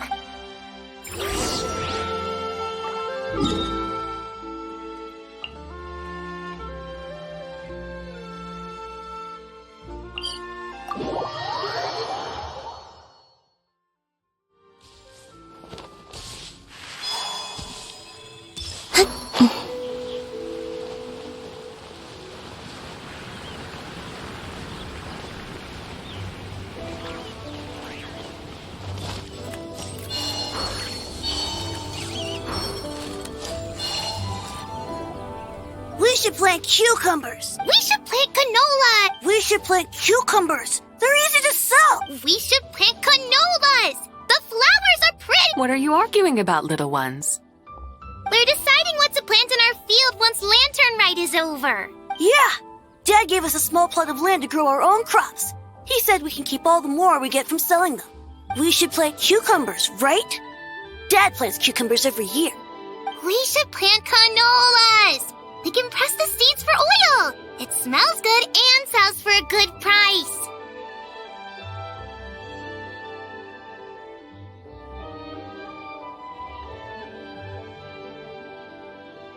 Ah, an agricultural debate. This should be easy to sort out. Granny, are you a farmer? Could you tell us what to do? Granny? What did you just call me, you rapscallion? Oh no, her eyes are gonna turn red again. It's just, my granny smells really nice, and you smell nice too, so... Sorry. How about we call you Auntie instead? Auntie? Oh, all right. Big Sis Zubai, can you help us decide whether we should grow cucumbers or canolas in our field? You little rascals. Using priceless land like this just for cucumbers and canolas? What a waste of heaven's gifts. Huh? What should we plant instead? With the coming of spring, when all things awaken, the field should be sown with the 5 grains. What are those? The 5 grains are life's staples, the heart of the people's table. I notice the people here mostly eat rice, so that is where you should begin. Based on the local climate and soil, seedlings planted in mid to late spring should produce mature grain within 2 or 3 months. When autumn comes, you can plant a second crop, with time still to harvest it before the first frost. The rice you harvest can be sold at market or kept in your stores. It's a far better choice than cucumbers or canolas. Oh, but Big Sister Zubai, I like canolas. That's no issue. It is unsuitable for continuous cropping in any case. You can rotate it with rice to maximize your yields. After the second rice harvest, around wintertime will be the perfect opportunity to sow their seeds. And when they mature in mid to late spring, you shall be just in time to sow the first rice crop of the year in turn. This way, your field will sustain balance. Rice and canola in a harmonious cycle. Wow, that means we'll have crops to harvest all year round. Wait a minute! If rice and canola take up the whole year, what about my cucumbers? A firefly dares rival the brilliance of the moon? In what twisted universe should cucumbers vie for land with rice? Big Sis Zubai, you're going to hurt Lil Bee's feelings. Auntie hates cucumbers. Stop crying this instant! I meant that cucumbers are simple enough to grow. There's no need to devote a whole field to them. Just find an empty corner of your yard, scatter some cucumber seeds in the earth, and before you know it, you'll have a thriving patch of vines. Cucumbers delight in sunlight and moisture, but they suffer in cold weather. If you wish to plant them this early in the year, you should make sure they're protected from frost. Wow. Is it really that simple? Let's hurry home and get started right away! Are you really in that much of a rush? Well, thanks, Big Sis Zubai, who's fierce but really good at farming. We gotta go! Thanks, Big Sis Zubai! See you around! Paimon never imagined you'd know so much about farming. What's so strange about that? The people of long gone called me the god of soil and grain. Are the fields not made of soil? Is rice not one of the 5 grains?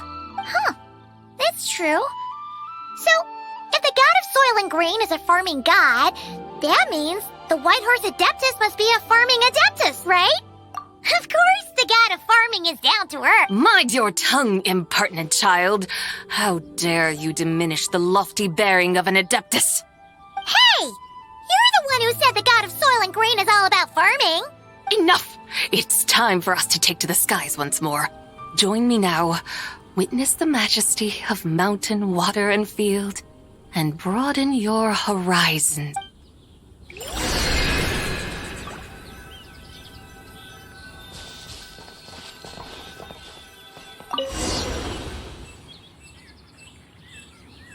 Wow! The terraces look so pretty from up here. The mountains tower like pagodas, the hills coiling at their feet like shells.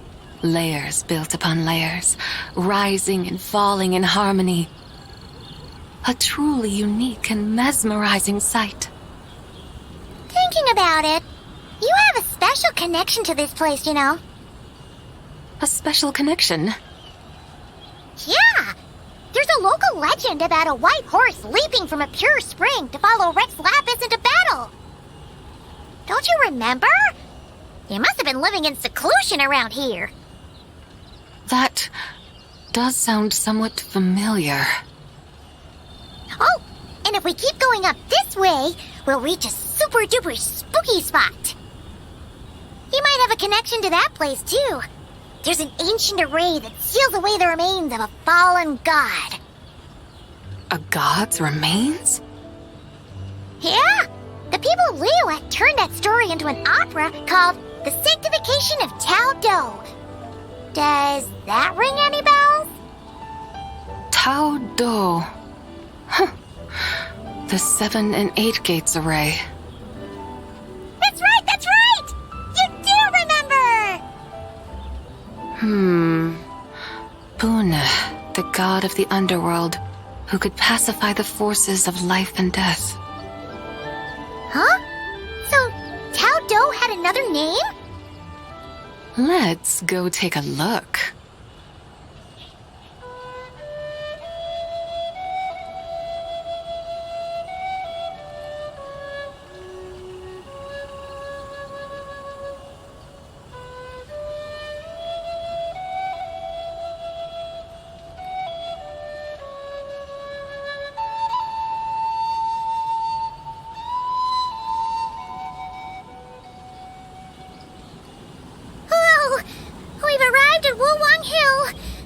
The atmosphere just turned spooky. I can't help but feel there's something strange about this friend you haven't seen in ages. Huh? Paimon thought she heard someone's voice. Let's head down and check it out.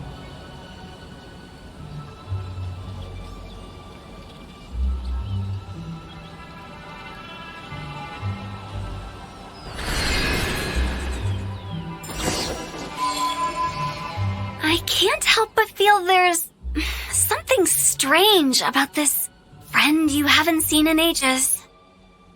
Strange? Whatever do you mean? Her strangeness defies description. This Miss Zabai is a full-blown enigma, don't you think? I'm afraid I have no idea what you're talking about. Aren't you worried about sending her all the way to Yilong Wharf on her own to buy tea? What if she gets lost? Where there are people, there are paths. Now I'm the one with no clue what you're saying. She can ask for directions. And then what? She will meet strangers in unfamiliar lands, build friendships, part ways. Hers will be a long journey indeed. The further the journey, the more footprints one leaves behind. Ah, so you want her to make new friends. I see. But from what you say, it sounds as though she's not from Liyue. I believe she was not, but perhaps she will be. You're sounding stranger by the second. Huh. Oh, over there. Oh, look who's here. Hu Tao! Zhongli! What are you doing here? Traveler. Paimon. Fancy meeting in a place like this. Oh my, and Miss Zabai too. Sounds like fate to me. We were taking Zabai to buy some tea from Yilong Wharf. Zhongli sent her there, though she didn't even know the way, and... Oh, drat! We forgot the tea! Oh, Paimon knew we were forgetting something. Why didn't you say so earlier then? What's done is done. There's no need to dwell on it. Fresh tea grows with each passing year. Let fate deliver it as it wills. Exactly. You can get tea wherever you go. You're hardly running low now, are you? Paimon feels a lot better now that you've said that. Still, I'm a little confused. If you were buying tea, how did you end up all the way out here? We're taking Spy on a sightseeing tour. We started at Liyue Harbor, stopped in at Yulong Wharf, went sightseeing around Xiaoying Village, made our way to Qingce Village, and now we're here.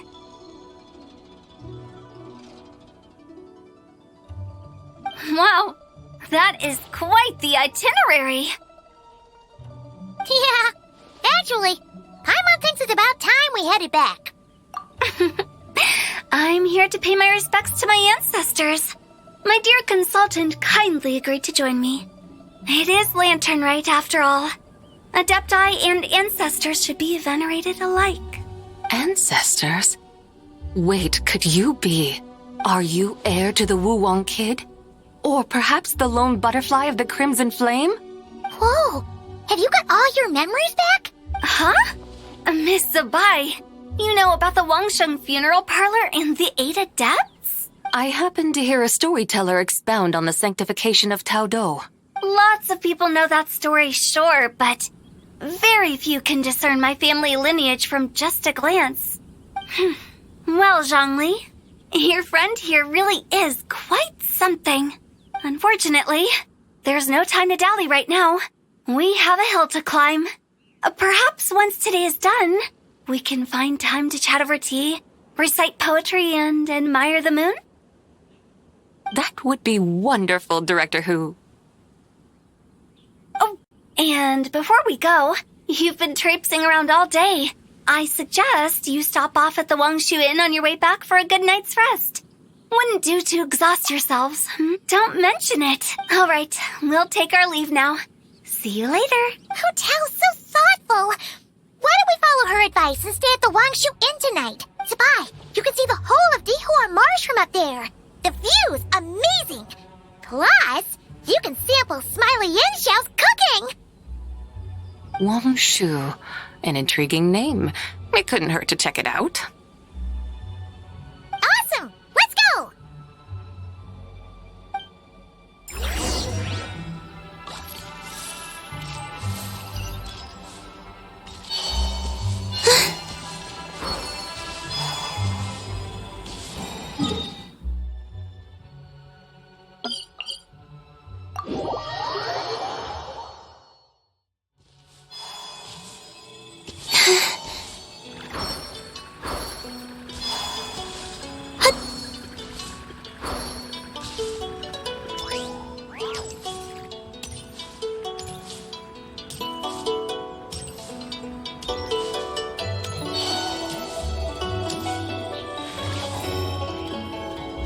Is that towering structure Wangshu Inn?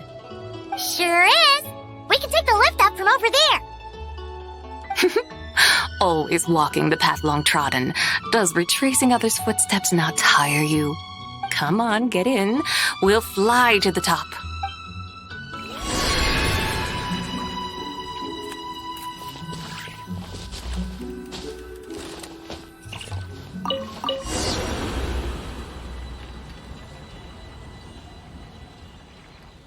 Are we really going to fly up to Wangshu Inn? Isn't that a bit showy? All the guests are going to see us. Is that a bad thing? To be able to witness an Adeptus. This will surely add to the inn's appeal, not to mention the room prices. The owner will thank us. You seem to really like showing off your powers. This inn's architecture is incredible, and the surrounding countryside radiates a picturesque charm. No wonder the new proprietor of the Baiju guest house thinks he can't compete and has decided to change his own establishment's name. The new proprietor? Ah, you mean Lu Shengsheng's dad. So you know about that, too. Personally, Paimon thinks it should go with something like Rex's Rest. That's a contender's name if Paimon's ever heard one. A fitting name indeed. So you think the guest house should change its name too? Paimon kinda thought you'd say something like, such sacrosanct traditions must never change. Time flows ever onward. Why should the rules of yesterday be carried forward into the world of tomorrow? The people of today should determine what is to be kept. Huh. You're not as old-fashioned and stuffy as Paimon thought. The years ebb and flow, seas recede to reveal fields. In the vastness of time, I am but a wild horse in a boundless sea of dust. Even Rex Lapis, having waded through the waters of the river of time, is not quite the same as before. Xiangli, what was he like before? That is another story for another time.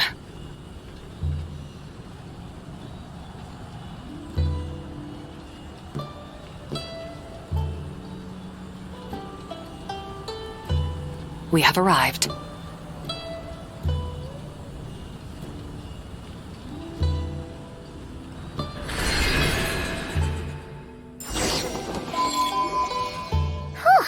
This is the first time Paimon's ever flown up to Wangshu Inn on a chariot.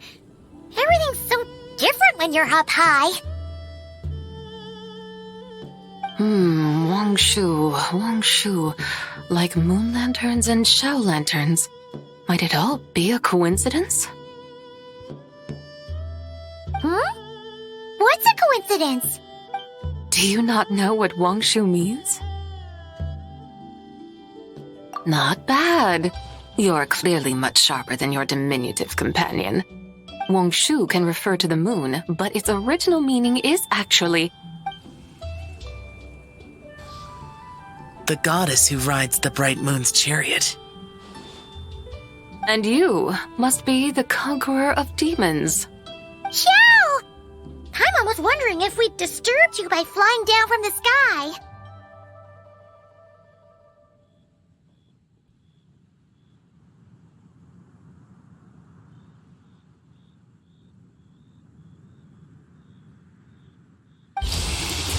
Not at all. I sensed an unusual presence long before you arrived. A witness at last. Not at all. I sensed an unusual presence long before you arrived, though I didn't expect it to be you in a flying chariot. A witness at last. I was starting to think we should fly a bit lower.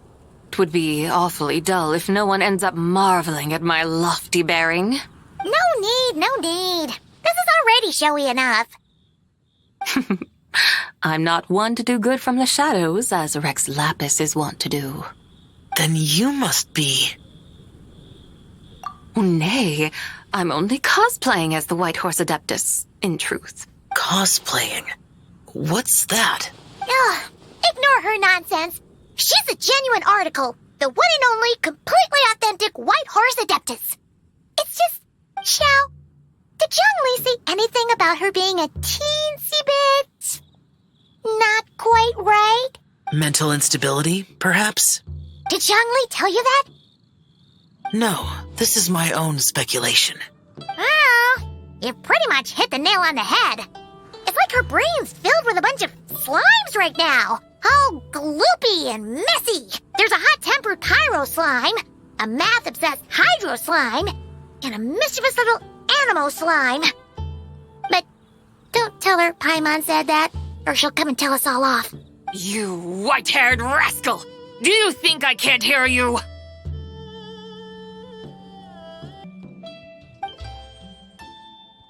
Uh-oh! We're in for it now! White Horse Adeptus. You must be weary from your journey. Why not take a rest? Oh, yes! You must be hungry, right, Sabai? Help me get some food. Oh, the chef here is incredible!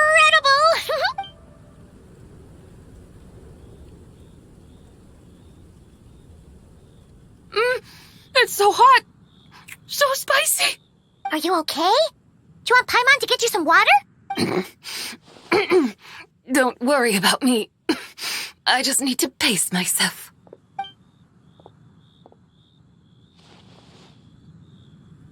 So, regarding your friend and her condition, does even the Lord of Geo have no solution? Zhangli said we should wait and she'll get better on her own. But who knows how long that's gonna take. Is that why her personalities change so easily? Paimon thinks that has something to do with her 3 deadly selves. Zhangli told us that the deadly selves are impure, affecting living things that get too close. The White Horse Adeptus's remnant spirit was attached to the deadly selves for a long time. It makes sense that her temperament and memories would have been influenced by them. But Paimon still doesn't really understand what the 3 deadly selves actually are. Paimon, as you do not practice self-cultivation, I cannot help you fully understand, but you can think of them simply as emotions and desires. The act of severing the 3 deadly selves is a means of exercising wicked desires and cultivating one's true self. I believe other nations have similar practices. In Sumeru, it is known as shattering Atmagraha. Oh, so it's about emotions, desires, and attachments, that sort of thing. It includes those. I wonder, does she still remember what happened in the past?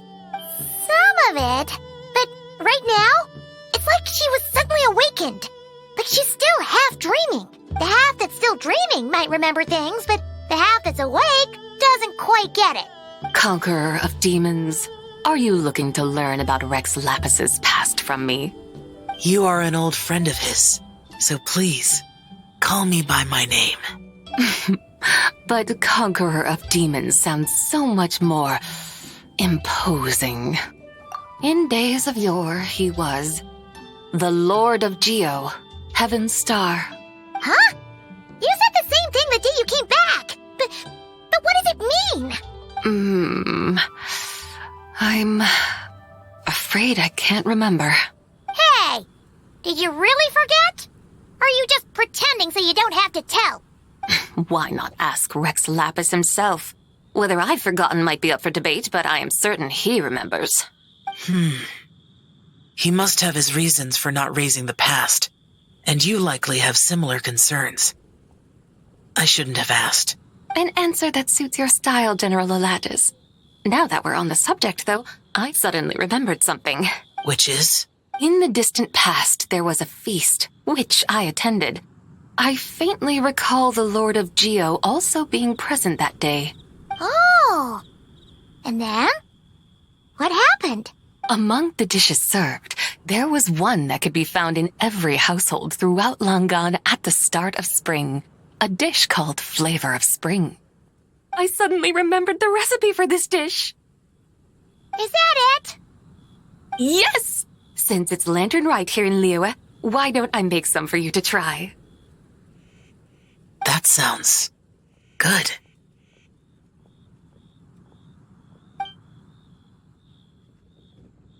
Wow!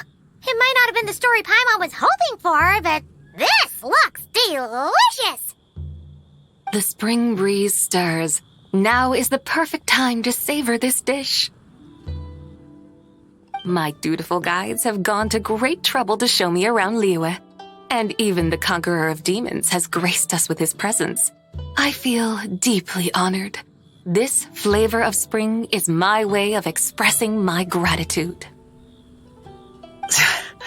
There's no need for such grand words.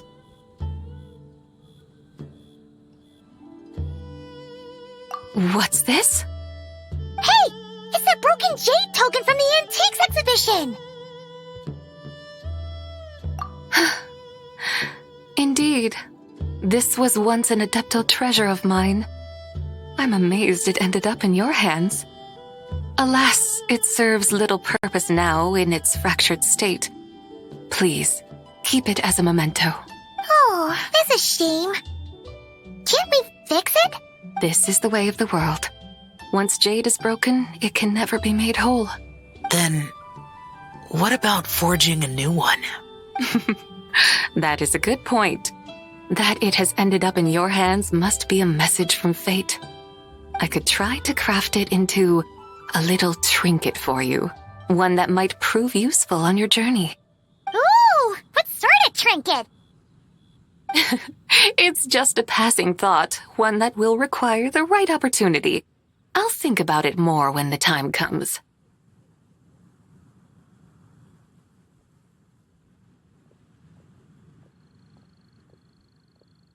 Now that we've had our fill, we should get some rest. Tomorrow we return to Liyue Harbor, where I'll have need of your guidance once more.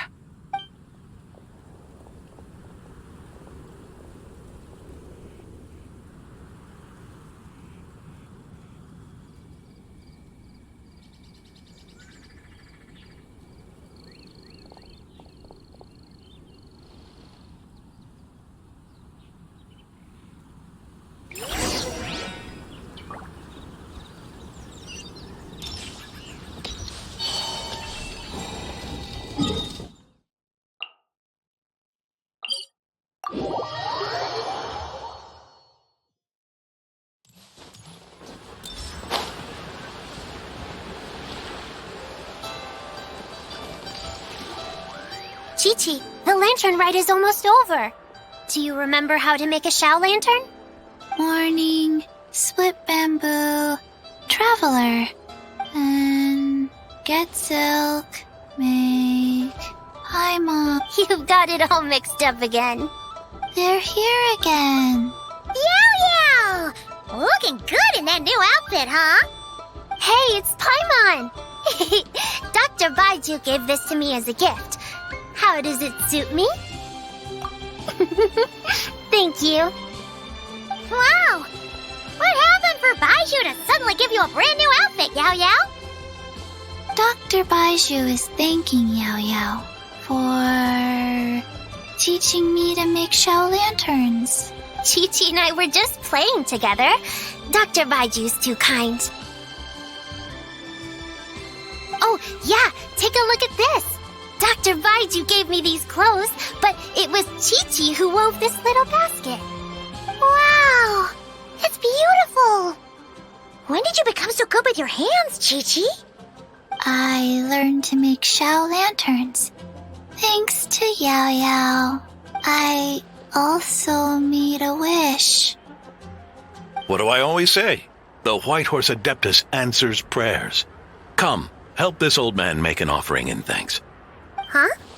Mr. Liu? What did you pray for?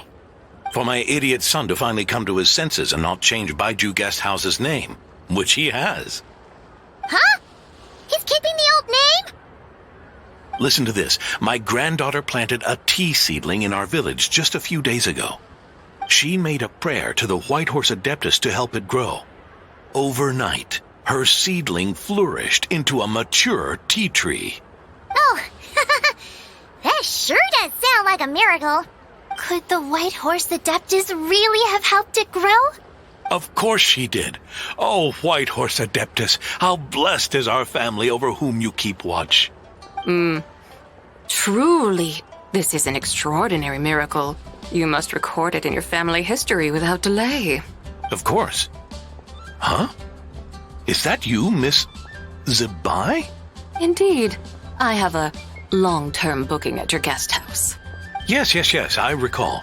Mr. Zhongli said to charge your expenses to the Wangsheng funeral parlor, if I remember correctly. That's Yang Li. Always making trouble for poor Hu Tao. I noticed when you were here last that you bear a striking resemblance to the pictures of the White Horse Adeptus in my family history. You both have golden eyes. Perhaps fate has had a hand in our meeting. And a glad meeting it is, Miss Zabai. Now, why don't I gift you some tea from my garden to celebrate this encounter? We grow Sunglaw tea there, and it has quite the reputation throughout Yilong Wharf. I hope you will accept it. Oh! Sunglaw, buy 10 boxes, get half off teas. Back on the menu. Buy 10 boxes, get half off? Don't be silly. This is a gift. It's free. Woohoo! Nice! Thank you so much, Boss Lou. There's no need to thank me. You're a visitor from out of town, which makes you an honored guest. Make yourself at home. Lantern Rite may have ended, but the streets are still bustling with activity. Make sure to take everything in, meet some new friends, and enjoy your time here. And that goes for you kids as well. Happy Lantern Rite. Got it, Mr. Lou. Happy Lantern Rite. Yeah! Happy Lantern Rite, everyone! Happy Lantern Rite indeed.